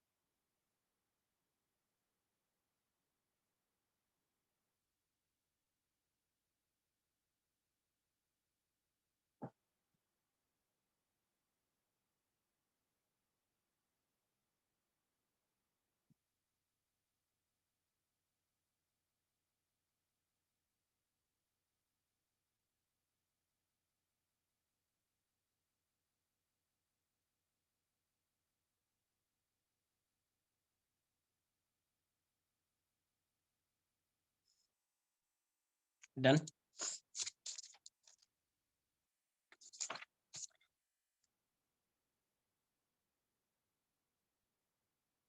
अब देखो यहाँ से कुछ फॉर्मूला फाइंड करते हैं, वैसे आपको समझ में आ गया क्या क्या कंजर्व करना है तो आंसर आ जाया करेगा, बट फिर भी देख लेते हैं कुछ आएगा। अब one dimensional collision, one dimensional, basically ये हेड ऑन होगा कोलिजन। कुछ फॉर्मूला देख लेते हैं क्या होगा नहीं होगा, ठीक है? Block A mass m1 speed u1, block B mass m2 speed u2 before collision. जैसे आके स्ट्राइक करेगा ए और बी तो इस इंस्टेंट पे दोनों की स्पीड v हो जाएगी, दोनों की स्पीड क्या रहेगी, सेम हो जाएगी ड्यूरिंग कोलिजन, ड्यूरिंग कोलिजन। और इसके बाद मान लीजिए ये V1 से जा रहा है और ये V2 से जा रहा है, ये है आफ्टर कोलिजन। आफ्टर कोलिजन तो अपने को क्या पता है, क्या क्या लग सकता है, तो using conservation of linear momentum, COLM, conservation of linear momentum.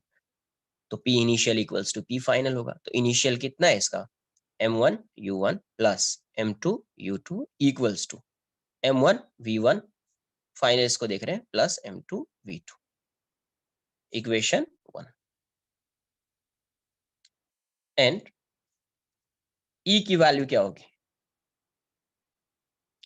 Elastic collision से कंसिडर करते हैं यहाँ पे। First elastic collision, elastic collision, इसी में हेड ऑन में भी इलास्टिक हो सकता है। तो इलास्टिक में E की वैल्यू क्या होगी 1, और E क्या होगा, वेलोसिटी ऑफ सेपरेशन। यहाँ पे देखेंगे ये सेपरेट हो रहा है इससे, तो velocity of separation V2 minus V1, velocity of approach ये है U1 minus U2, U1 minus U2 equals to 1।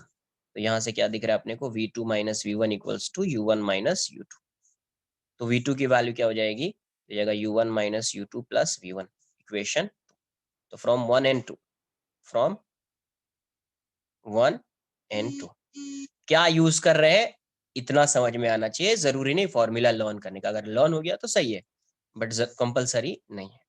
तो यहाँ से क्या आ जाएगा, M1 U1 plus M2 U2 equals to M1 V1 plus M2 V2 को क्या लिख सकते हैं आप, U1 minus U2 plus V1। तो यहाँ से क्या आएगा आपका, M1 U1 plus M2 U2 equals to M1 V1 plus M2 U1 minus M2 U2 plus M2 V1। तो इस वाले टर्म को इस साइड, U1 वाला टर्म इस साइड, तो M1 U1 minus M2 U2, ये M2 U2 plus M2 U2 equals to क्या हो जाएगा, यहाँ से V1 कॉमन ले लीजिए, तो M1 plus M2 into V1 into V1। इतना नोट कर लो पहले।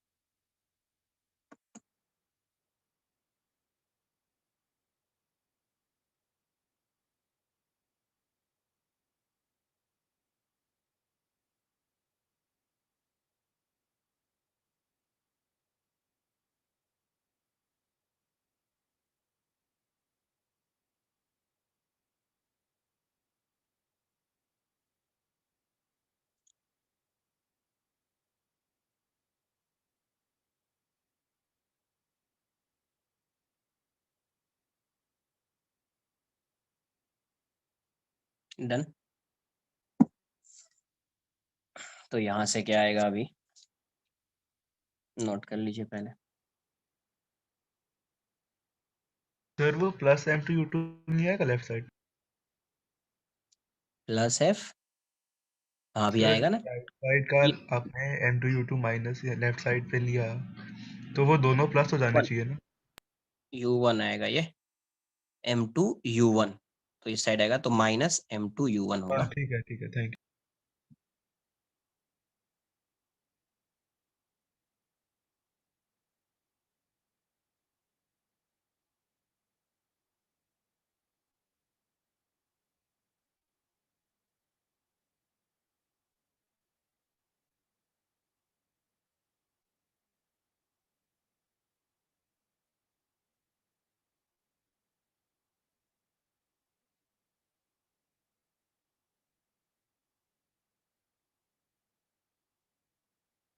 बस फॉर्मूला समझ में आना चाहिए कैसा आ रहा है, जरूरी लर्न करना है। ये P1 equals to P2 M1 M1U1 minus M1U1 minus M2U2 plus M2U2 plus M2U2 equals to M1 plus M2 into V1।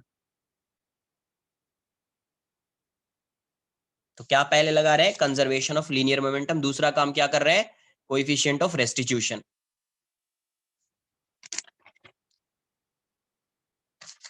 देख लो क्या है, पहला क्या यूज कर रहे हैं, conservation of linear momentum. Second क्या, कोएफिशिएंट ऑफ रेस्टिट्यूशन।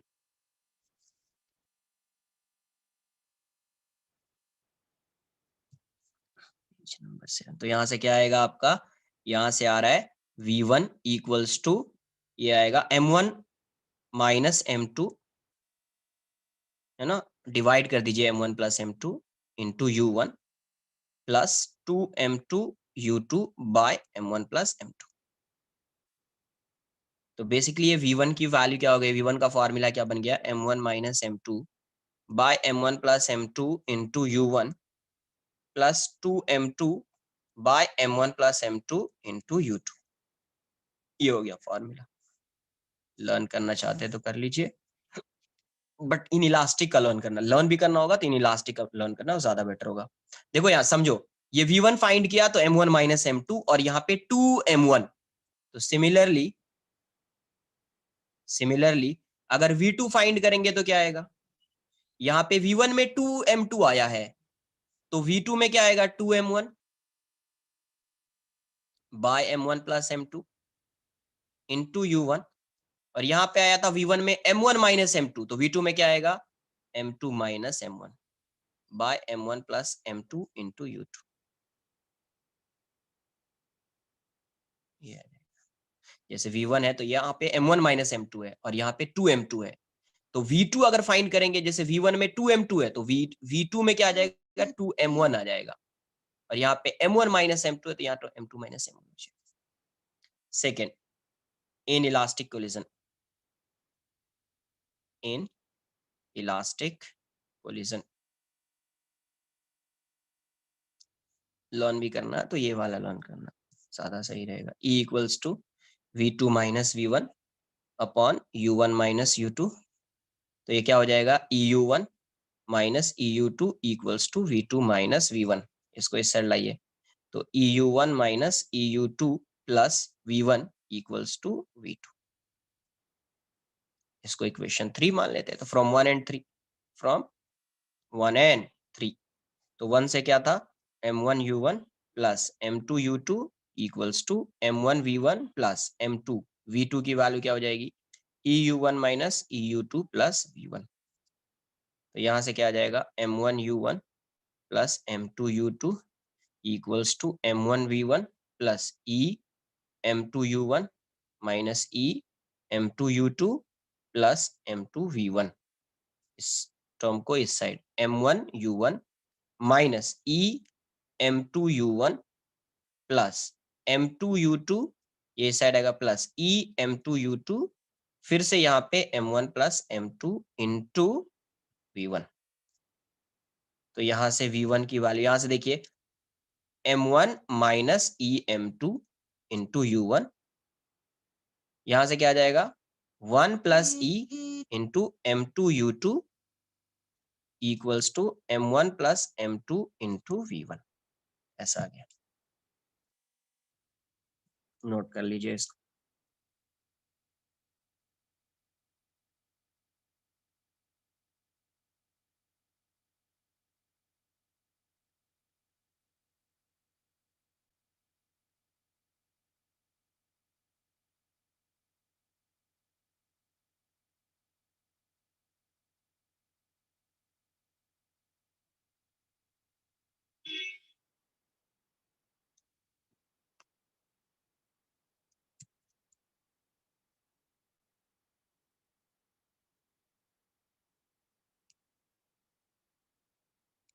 नहीं नहीं, लगाने की जरूरत नहीं थी, V1 डायरेक्ट आ गया इसीलिए यूज कर लिया, बट अगर लगाना होता तो लगा लेते, कंजर्वेशन ऑफ एनर्जी भी लगा लेते, है ना।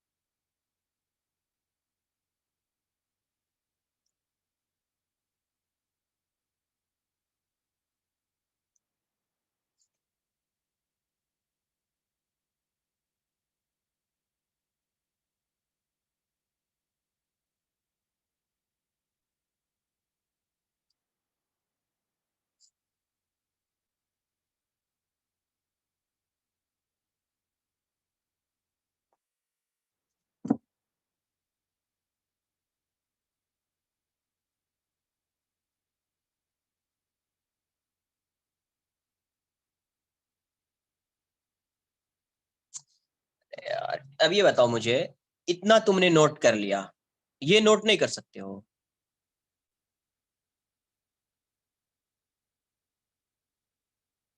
नोट कर लो, आराम से नोट करो यार। एक स्टेप लिख दिया, सेकंड स्टेप खुद से भी नोट कर लिया करो, है ना।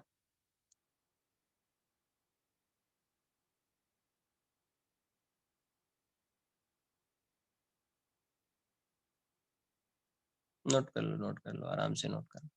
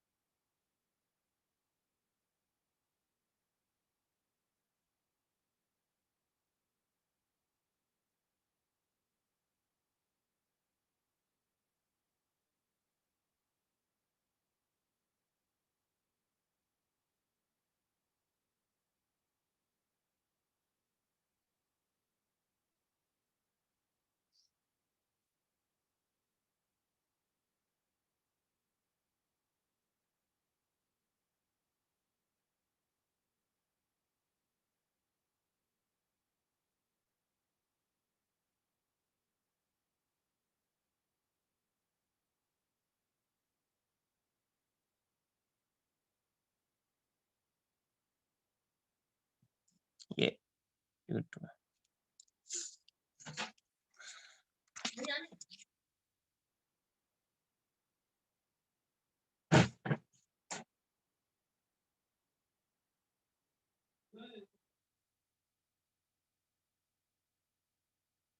10 मिनट्स, ये देख लो। वो मुझे समझा था कि 1 मिनट की जगह पे वो 10 मिनट्स लिखा गया तुमसे। कोई नहीं।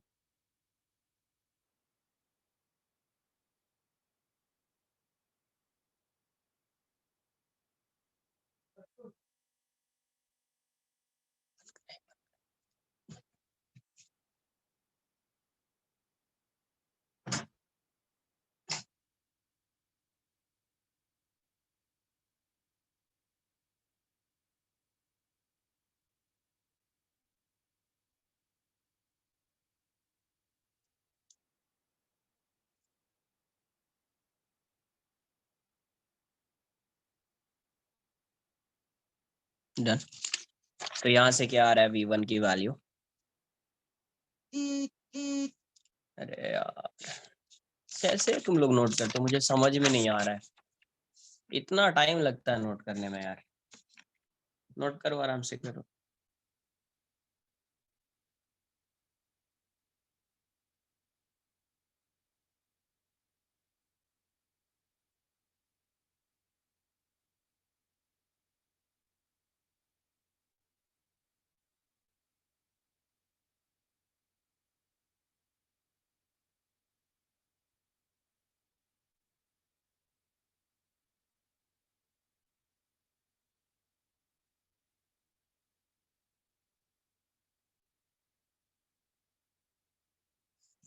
डन। स्लो क्यों हो गया?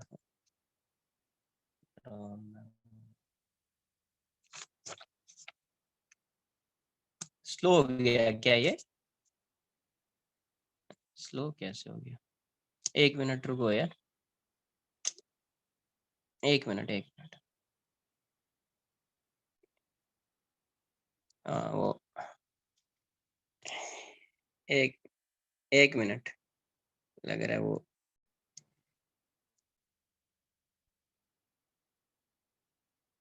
तो यहां से क्या आएगा देखो, V1 की वैल्यू क्या हो जाएगी, तो M1 minus e M2 by M1 plus M2 into U1 plus 1 plus e into M2 by M1 plus M2 into U2।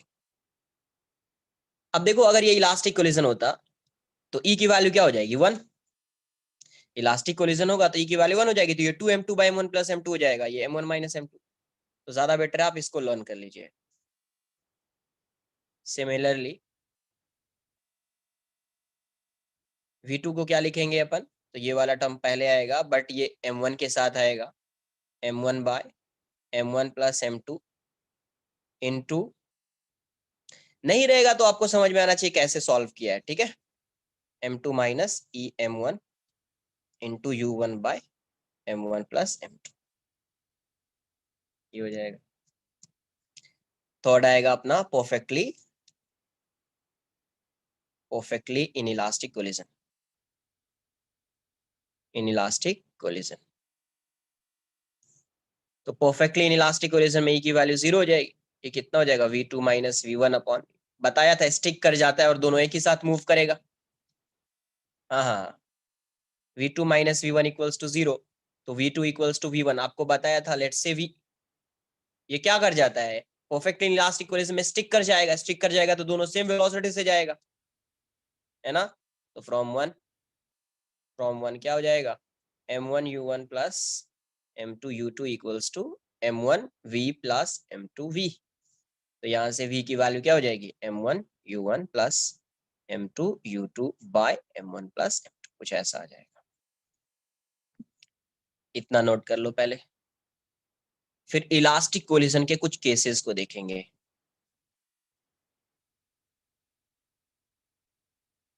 अरे कुछ नहीं था, डायरेक्ट यही लिख देते हैं, डायरेक्ट यही लिख देते हैं, M1 U1 plus M2 U2 equals to M1 plus M2 into V, क्योंकि आपको बताया है कि दोनों क्या करेगा, एक ही साथ मूव करेगा, स्टिक कर जाता है तो दोनों एक ही साथ मूव करेगा, डायरेक्टली यही लिख देना है बस। ये तो ऐसे बता रहा हूँ कि वैल्यू 0 है तो ऐसा भी आ जाएगा।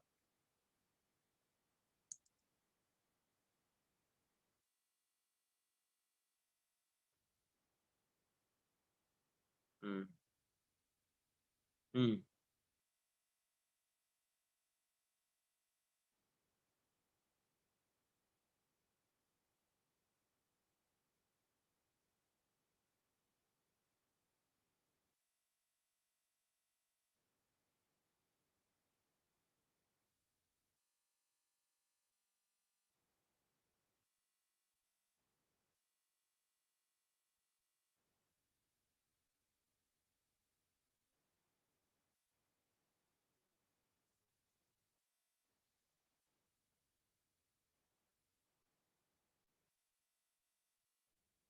नेक्स्ट लिखेंगे special cases of elastic collision.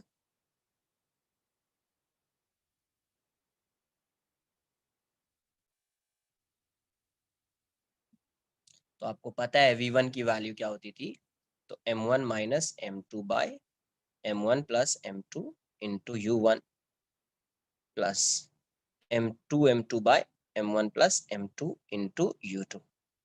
And V2 की वैल्यू क्या होती थी, तो ये था 2M1 by M1 plus M2 into U1 plus M2 minus M1 by M1 plus M2 into U2 into U2। ये वेलोसिटी खुद ही डिफाइंड किया था अपन ने।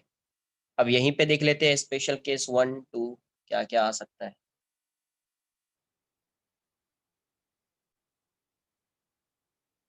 नोट कर लीजिए इतना पहले।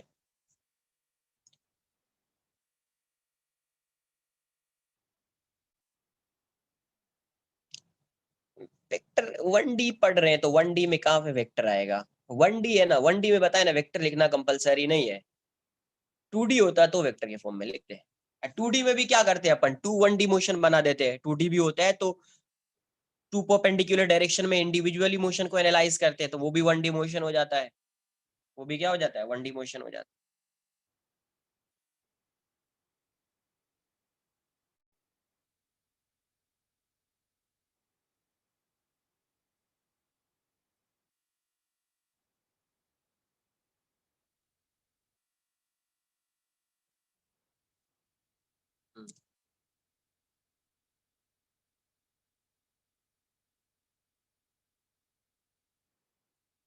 हाँ, सिर्फ फॉर्मूला है।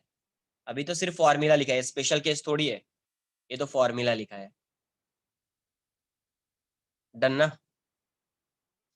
तो यहां से special case number 1,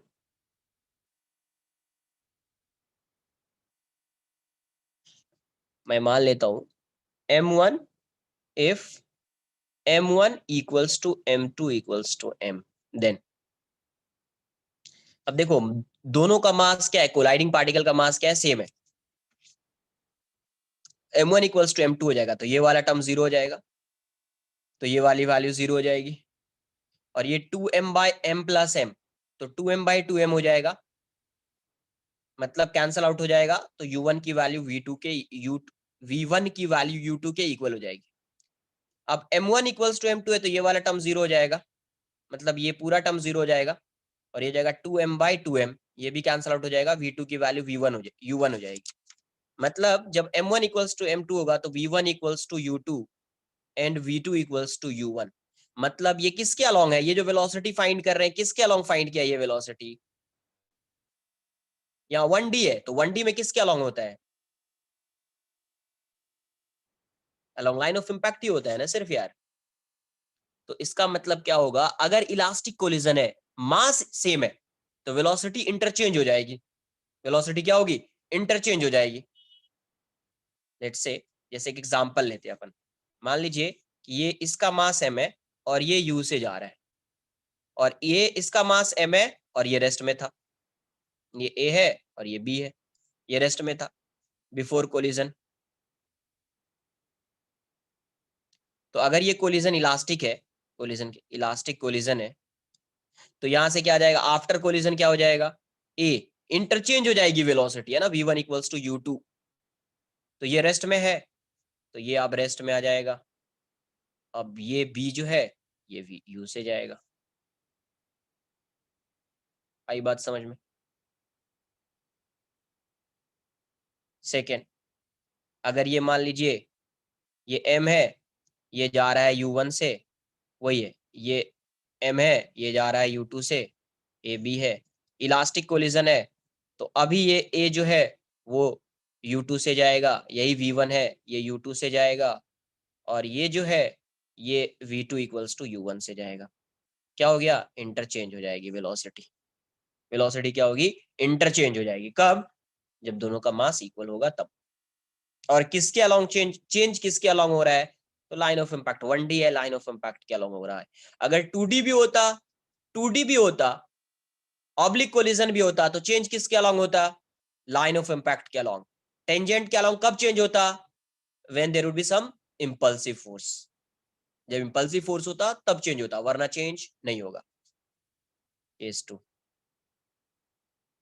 if m1 is much greater than m2, m1 की वैल्यू ग्रेटर है m2 से,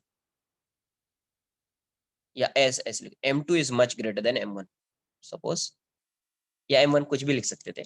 तो देखो अपने को m2 मच ग्रेटर है, ठीक है, m2 ग्रेटर है m1 से, तो यहां से क्या करेंगे, m1 प्लस m2 को आप m2 लिख सकते हैं, because m2 is much greater than m1, तो इसको नेग्लेक्ट कर दीजिए।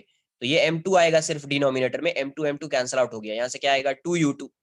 और यहाँ से देखिए m1 हटा दीजिए, because m2 is much greater than m1, तो ये जाएगा, तो यहाँ से माइनस m2 बाई m2, तो माइनस u1 हो जाएगा। तो बेसिकली v1 की वैल्यू क्या हो जाएगी, then v1 equals to 2u2 minus u1, 2u2 minus u1, and v2 क्या हो जाएगा, एंड v2 की वैल्यू देख लीजिए आप यहाँ से, तो यहाँ से फिर से ये वाला जो टर्म है m2 ये m1 जाएगा तो m2 by m2 u2 हो जाएगा, और यहाँ से ये m1 by m2 हो जाएगा, but m1 is much less than m2, तो ये वाला टर्म जीरो हो जाएगा, नेग्लेक्ट कर देंगे because m1 is much less than m2 है, तो इस वाले टर्म को नेग्लेक्ट कर देंगे, तो v2 की वैल्यू u2 के इक्वल हो जाएगी, v2 की वैल्यू u2 के इक्वल हो जाएगी। इसी केस में अगर मान लेते हैं अपन, इसी में इफ u2, एक ही लिखना था, if u2 is zero then u2 zero हो जाएगा, then v1 equals to minus u1 and v2 equals to zero. आई बात समझ में? हाँ, ये रेस्ट में है, u2 जीरो मतलब जिसका लार्जर मास है वो रेस्ट में है, और ये अप्रोच कर रहा है m1, है ना, तो यहां से if u2 is zero then ये हो जाएगा, नॉन जीरो होगा तो यही वाला फॉर्मूला आएगा, u2 is non zero then वही फॉर्मूला ये वाला, इसी को फिर से दोबारा लिख देता हूँ, 2u2 minus u1 and v2 equals to u2, ये वाला फॉर्मूला आएगा यहाँ पे, ये वाला नॉन जीरो, अगर जीरो हो गया u2 तो ये यार लिखेंगे अपन,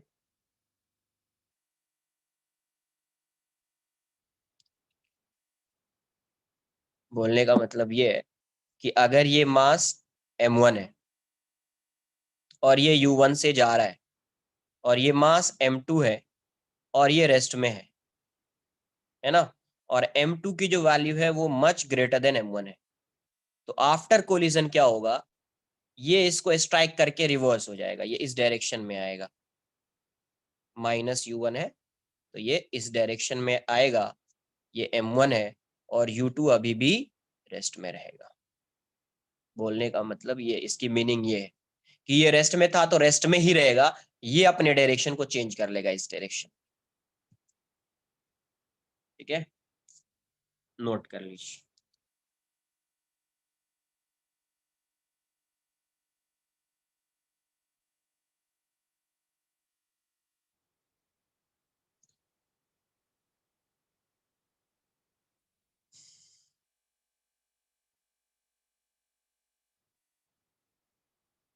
देख लेते हैं उसको भी, अब खुद से कितने भी केसेस बना सकते हो, एक दो समझ में आया ना, तो अब इससे रिलेटेड कोई भी केस तुम बना सकते हो।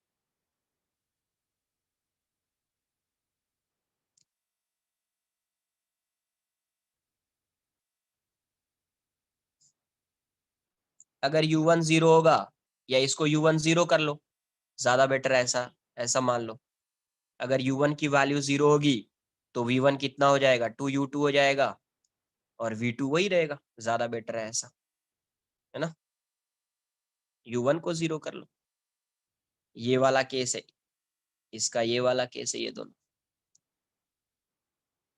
ये अलग है, इसका भी ड्रॉ कर सकते हो तुम।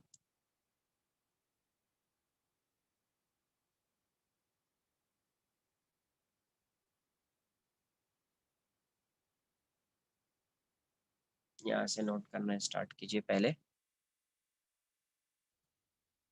v2 equals to u1,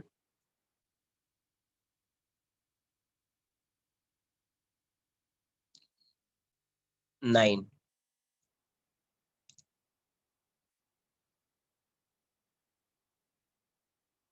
note करो ना, 2-3 क्वेश्चन कराता हूँ, ठीक है, नोट करो पहले।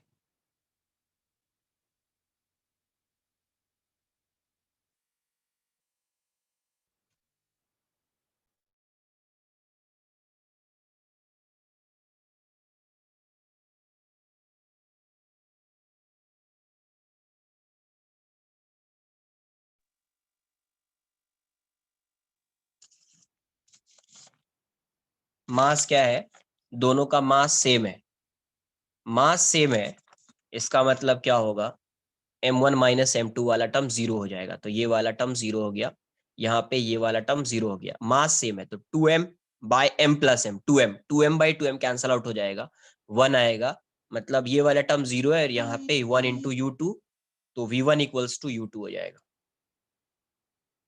यहाँ पे ये वाला टर्म जीरो हो गया, ये हो जाएगा 2m by 2m cancel out हो जाएगा, 1 हो जाएगा, तो v2 इक्वल्स टू u1 हो गया, मतलब वेलोसिटी इंटरचेंज हो जाएगी। वेलोसिटी क्या होगी, इंटरचेंज हो जाएगी।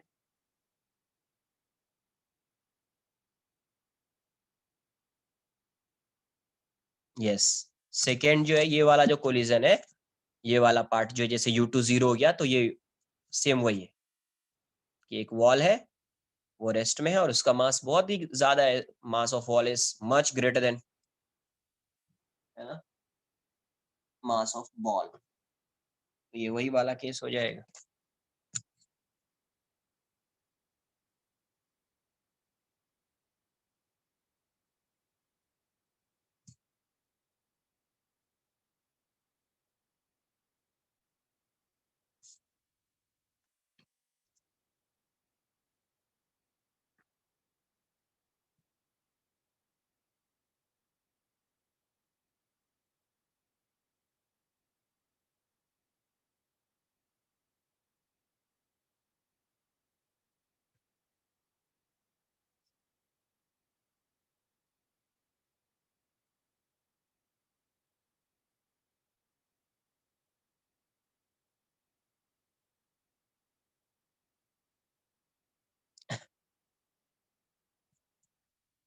देख लेंगे खुद से क्या आएगा, है ना, समझ में आ जाना चाहिए आपको क्या है नहीं है।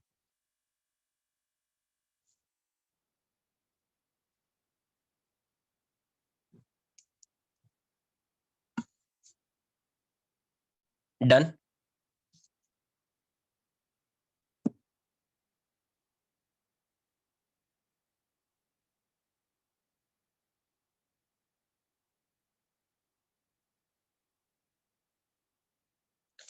अरे U1 0 हो गया, पुट कर दो ना यार इसमें वैल्यू।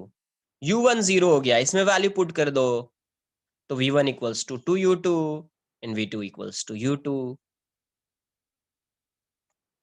अरे यार ऐसा है, समझो, ये M1 है, ये रेस्ट में है, ये M1 है और ये रेस्ट में है, और ये M2 है, तो अभी M2 इस डायरेक्शन में आ रहा होगा तभी कोलिजन होगा, ये इस डायरेक्शन में आ रहा है, तो आफ्टर कोलिजन इसकी वेलोसिटी हो जाएगी 2U2 M1 की, और इसकी वेलोसिटी हो जाएगी इसकी वेलोसिटी U2 ही रहेगी M2 की। तो खुद से ड्रॉ करना ये सब सीखो, ठीक है, फर्स्ट लेक्चर से यही बोल रहा हूँ मैं। फिजिक्स का मतलब ये है कि अगर आपने स्टेटमेंट रीड किया तो उससे जो पॉसिबल डायग्राम हो सकता है आप ड्रॉ कीजिए, तभी आएगा। देखो अब कुछ क्वेश्चंस कर लेते हैं पहले।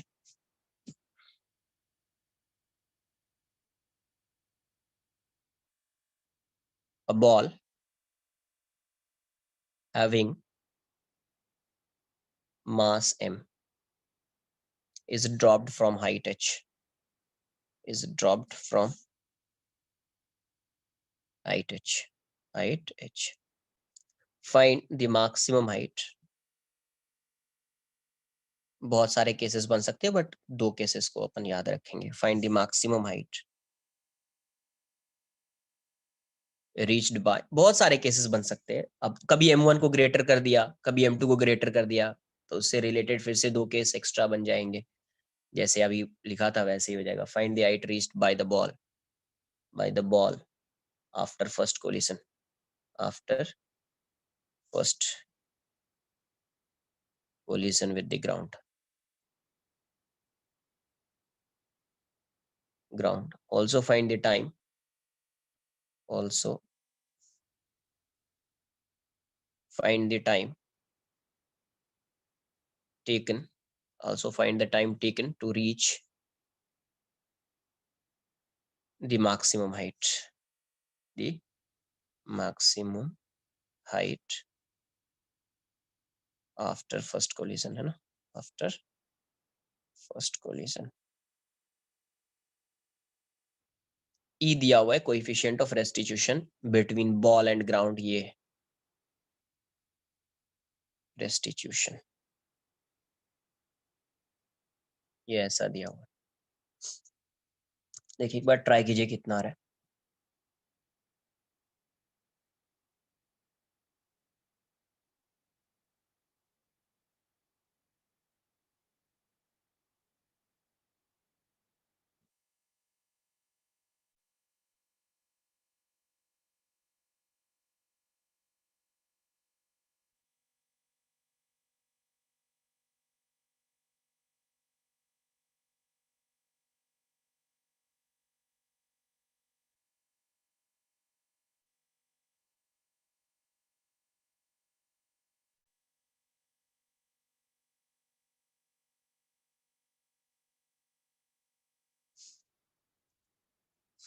Very good.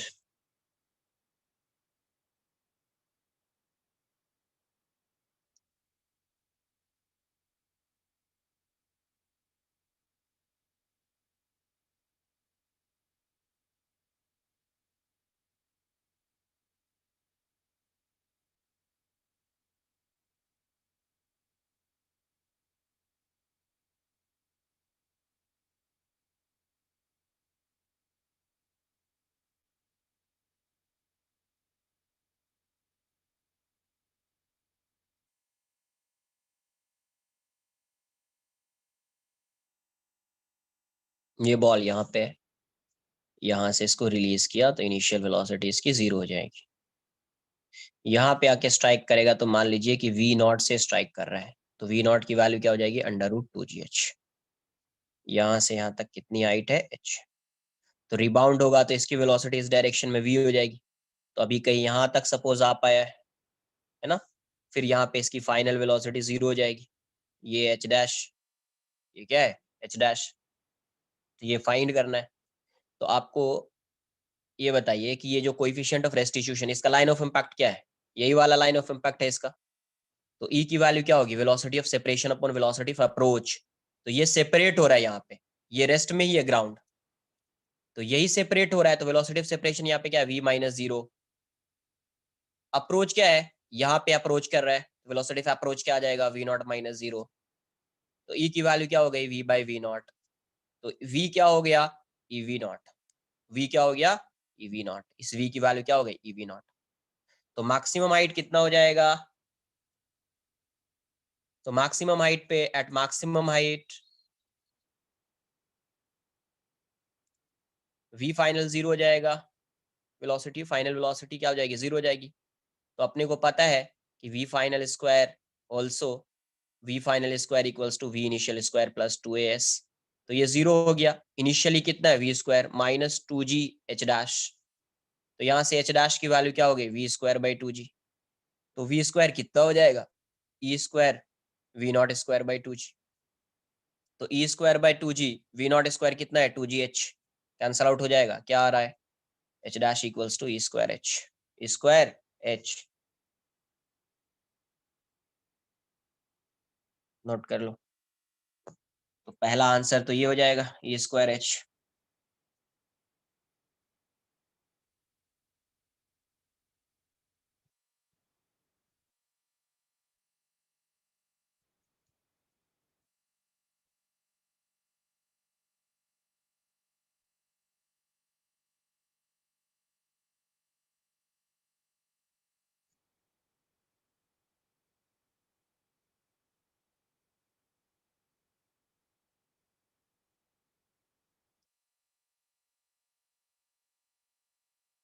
आगे आएगा एक क्वेश्चन, नेक्स्ट वाला दूंगा, उससे जनरलाइज हो जाएगा ये, नेक्स्ट क्वेश्चन से ये जनरलाइज हो जाएगा।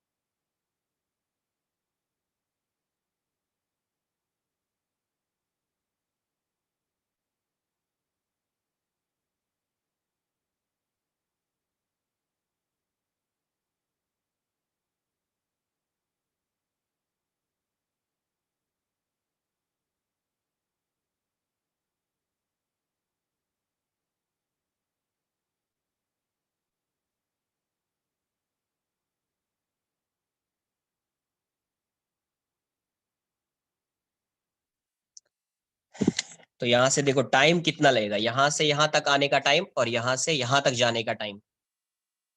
तो h हाइट से जब आता है तो टाइम कितना लगता है, √2gh। तो सेम यहाँ से यहाँ तक जाने का time, time of ascent equals to time of descent. तो टाइम की वैल्यू कितनी हो जाएगी, टोटल टाइम कितना हो जाएगा, तो t1 प्लस t2 लिख देता हूँ। t1 की वैल्यू √2h/g, t2 की वैल्यू कितनी, 2h डैश बाई जी। तो कितना आ जाएगा, √2h/g, और ये हो जाएगा 2 × e² h/g। तो यहाँ से 2h/g कॉमन ले लीजिए, तो यहाँ से 1 प्लस यहाँ से ई आ जाएगा, तो बेसिकली आंसर आपका 1 plus e into under root 2h/g हो जाएगा। ठीक है, नेक्स्ट। अब यहाँ से जनरलाइज कर दूंगा इस क्वेश्चन से। Find, repeat previous problem, repeat previous problem, previous problem, है ना। क्वेश्चन में पूछा क्या गया है, find the total distance covered by, total distance, find the total distance covered by particle, covered by particle before coming to rest, rest. Also find the total time taken by particle to cover this distance. Also find the total time taken by particle, total time taken by particle to cover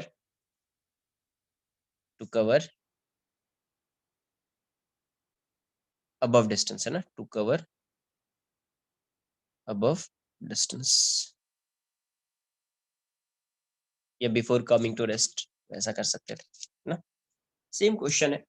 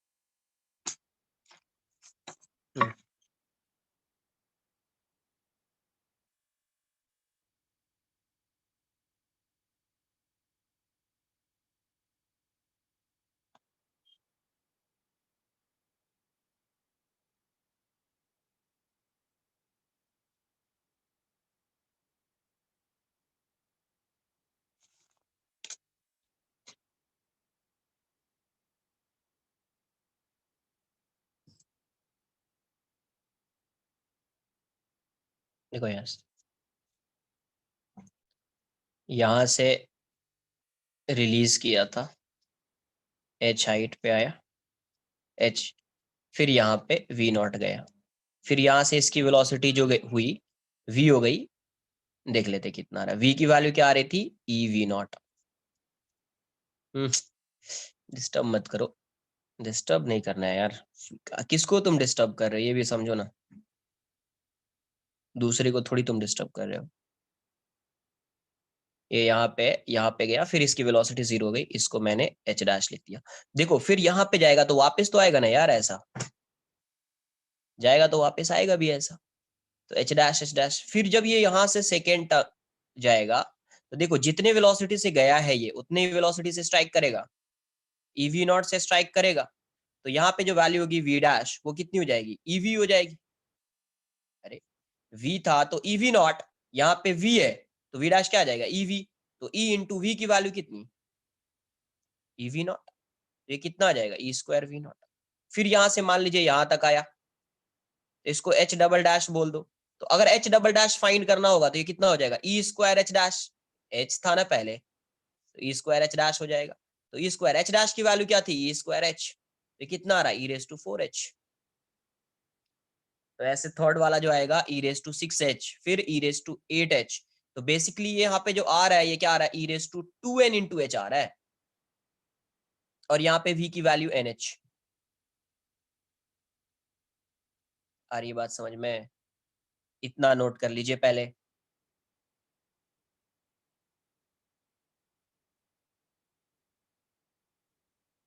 h triple dash कितना आ जाएगा, ई raise to 6h। e4 कर देता हूँ, ठीक है, या ज्यादा better है, इसको h1 लिख दो, h1 h2 h2, ये h3 h4 E raise to 8h। पहले नोट कर लो, इतना नोट कर लो, फिर आगे देखते हैं क्या।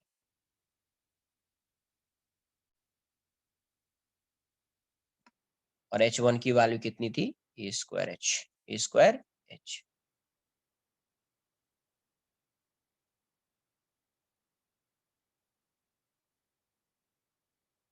डन। किसको पावर में लिखा, किसी को पावर, अरे ई h1 क्या है, ई स्क्वायर एच, h2 क्या आएगा, ई रेस टू 4h, h3 कितना आएगा, ई रेस टू 6h। ये समझ में आ रहा, ओ ये वाला क्या, 8h। पावर नहीं आएगा, पावर नहीं आएगा, लास्ट वाला पावर नहीं, ई रेस टू 8h ऐसा होगा।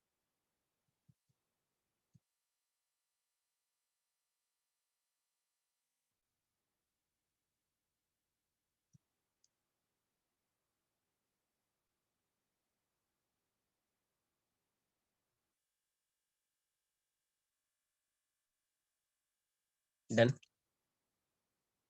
तो यहाँ से देखिए, फिर से लिख रहा हूं मैं उसको, आप देख लो।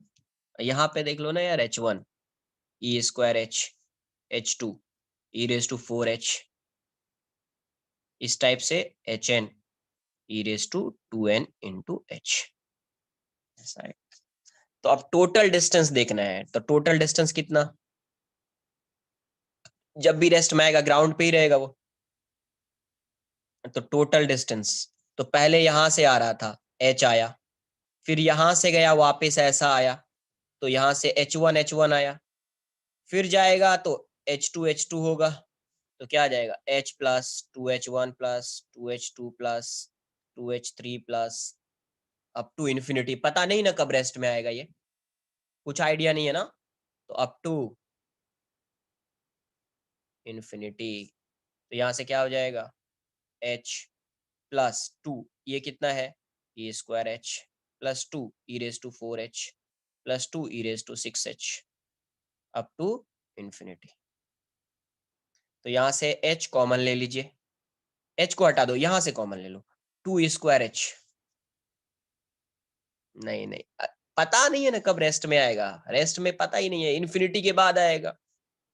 1 प्लस ई स्क्वायर प्लस ई स्क्वायर कॉमन लिया, तो 1 plus E square e raise to 4 up to infinity. तो यहाँ से क्या आ रहा है, h plus 2 e square h, up to infinity है, तो इनफाइनाइट सम का ये जीपी हो गया। इनफाइनाइट सम का जीपी क्या होता है, S infinity is a by 1 minus r, तो ए क्या है 1, आर क्या है, तो ई स्क्वायर। तो यहाँ से क्या आ रहा है, एच फिर से कॉमन ले लीजिए, एलसीएम ले लो, 1 माइनस ई स्क्वायर, यहाँ पे आएगा 1 माइनस ई स्क्वायर, यहाँ से क्या आएगा 2 ई स्क्वायर। तो यहाँ से डिस्टेंस कितना हो गया, h into 1 plus E square by 1 minus E square. तो आपका टोटल डिस्टेंस का आंसर क्या आ जाएगा, 1 प्लस ई square upon 1 minus E square into H, into H. पता नहीं है रेस्ट में कब आएगा, मतलब इनफाइनाइट, इनफाइनाइट ये क्या हो, रिबाउंड जो है रहे, नंबर ऑफ रिबाउंड्स अगर कैलकुलेट करेंगे कितनी बार ये रिबाउंड कर रहा होगा, तो इनफाइनाइट टाइम्स, पता ही नहीं है कब रेस्ट में आएगा। तो ऐसा जाएगा, फिर ऐसा आएगा, फिर ऐसा आएगा, फिर ऐसा आएगा, फिर ऐसा आएगा, फिर ऐसा, ऐसा करते करते फाइनली रेस्ट में आएगा। तो कब आएगा, कितना रिबाउंड होगा, इनफाइनाइट। नहीं नहीं, अभी टाइम भी फाइंड करना है इसका, और एक और क्वेश्चन दूंगा उसके बाद हो जाएगा। 2, इसका टाइम फाइंड करो पहले, इसके बाद एक क्वेश्चन और है बस, इसका टाइम पहले फाइंड कर लीजिए आप।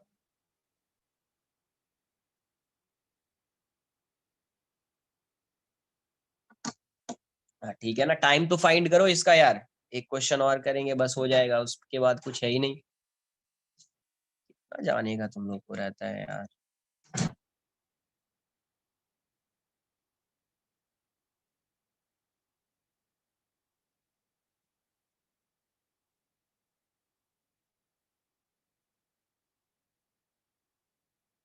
तुमको तो जाने का रहता है, वो तो पता ही है मुझे।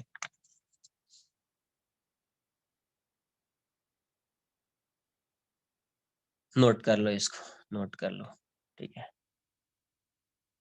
अरे कम से कम टाइम ही फाइंड कर लो यार। नहीं नहीं देखो, तुमको जाने का रहता है वो पता है मुझे, ठीक है। कम से कम टाइम तो फाइंड कर लो। नेक्स्ट क्वेश्चन नेक्स्ट लेक्चर में ही करेंगे, टाइम तो फाइंड कर लो।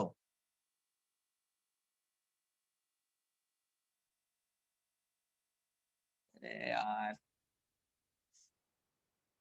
हाँ तुम्हारा पता है, तुम्हारी पार्टी हो रही है।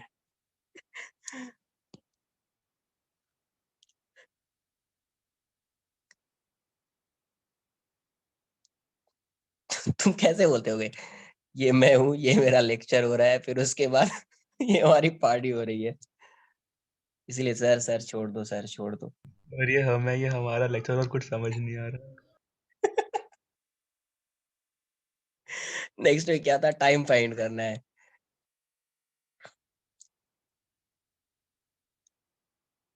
ये एच है, फिर वापस ये यहाँ से ऐसा जाएगा, फिर वापस ऐसा आएगा, फिर वापस ऐसा जाएगा, और ये ऐसा आएगा, है ना। तो ये H1 है, यहाँ पे H2 है। तो देखो टाइम, टोटल टाइम कितना लगेगा, तो टोटल टाइम यहाँ से यहाँ तक आने का टाइम इसको T मान लेते हैं।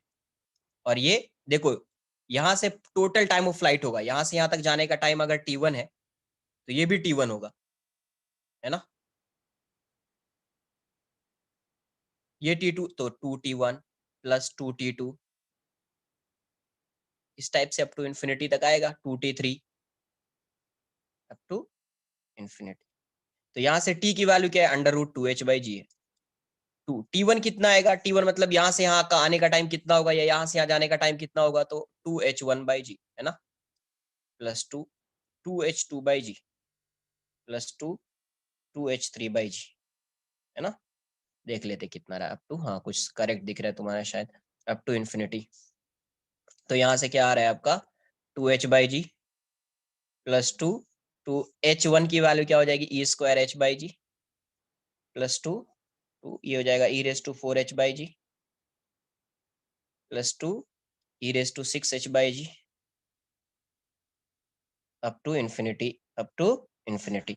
तो यहाँ से क्या आ रहा है, 2h/g कॉमन ले लीजिए, तो यहाँ से क्या आएगा 1 प्लस ये कितना आएगा 2, और ये e आ जाएगा, है ना 2e, यहाँ पे e² आ जाएगा, 2e² plus 2e³ up to infinity हो जाएगा।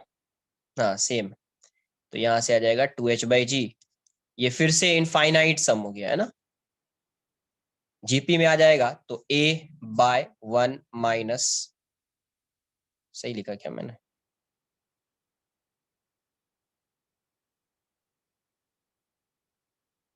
फिर √2 आएगा ना बाहर। कहीं पे मिस्टेक तो नहीं किया,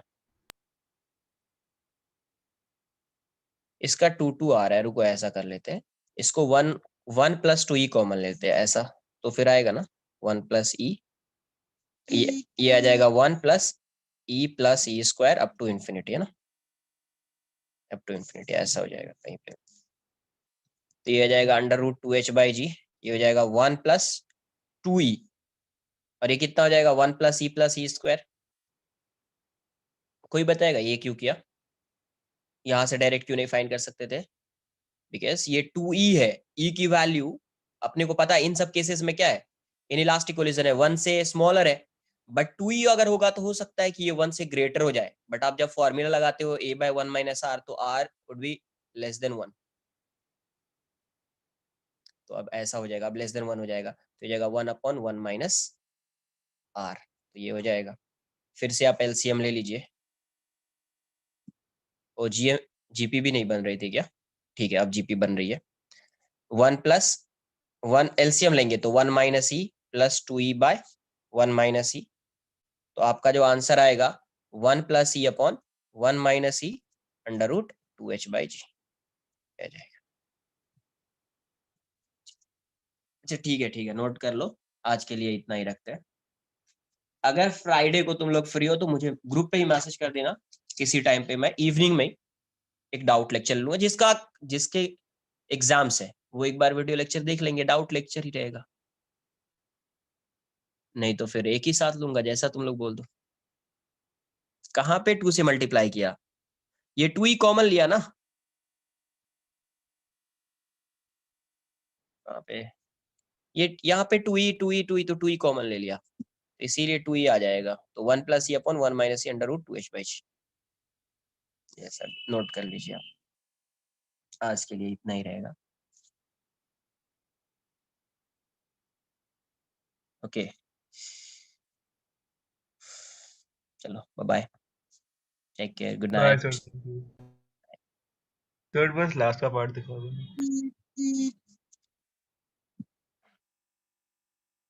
bye sir, thank you. Bye bye, note कर लीजिए आप इसको।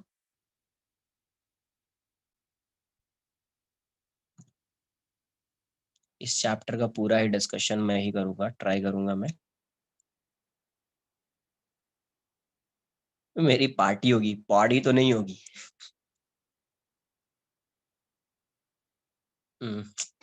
कुछ ऐसे वर्ड यूज मत करो, ठीक है?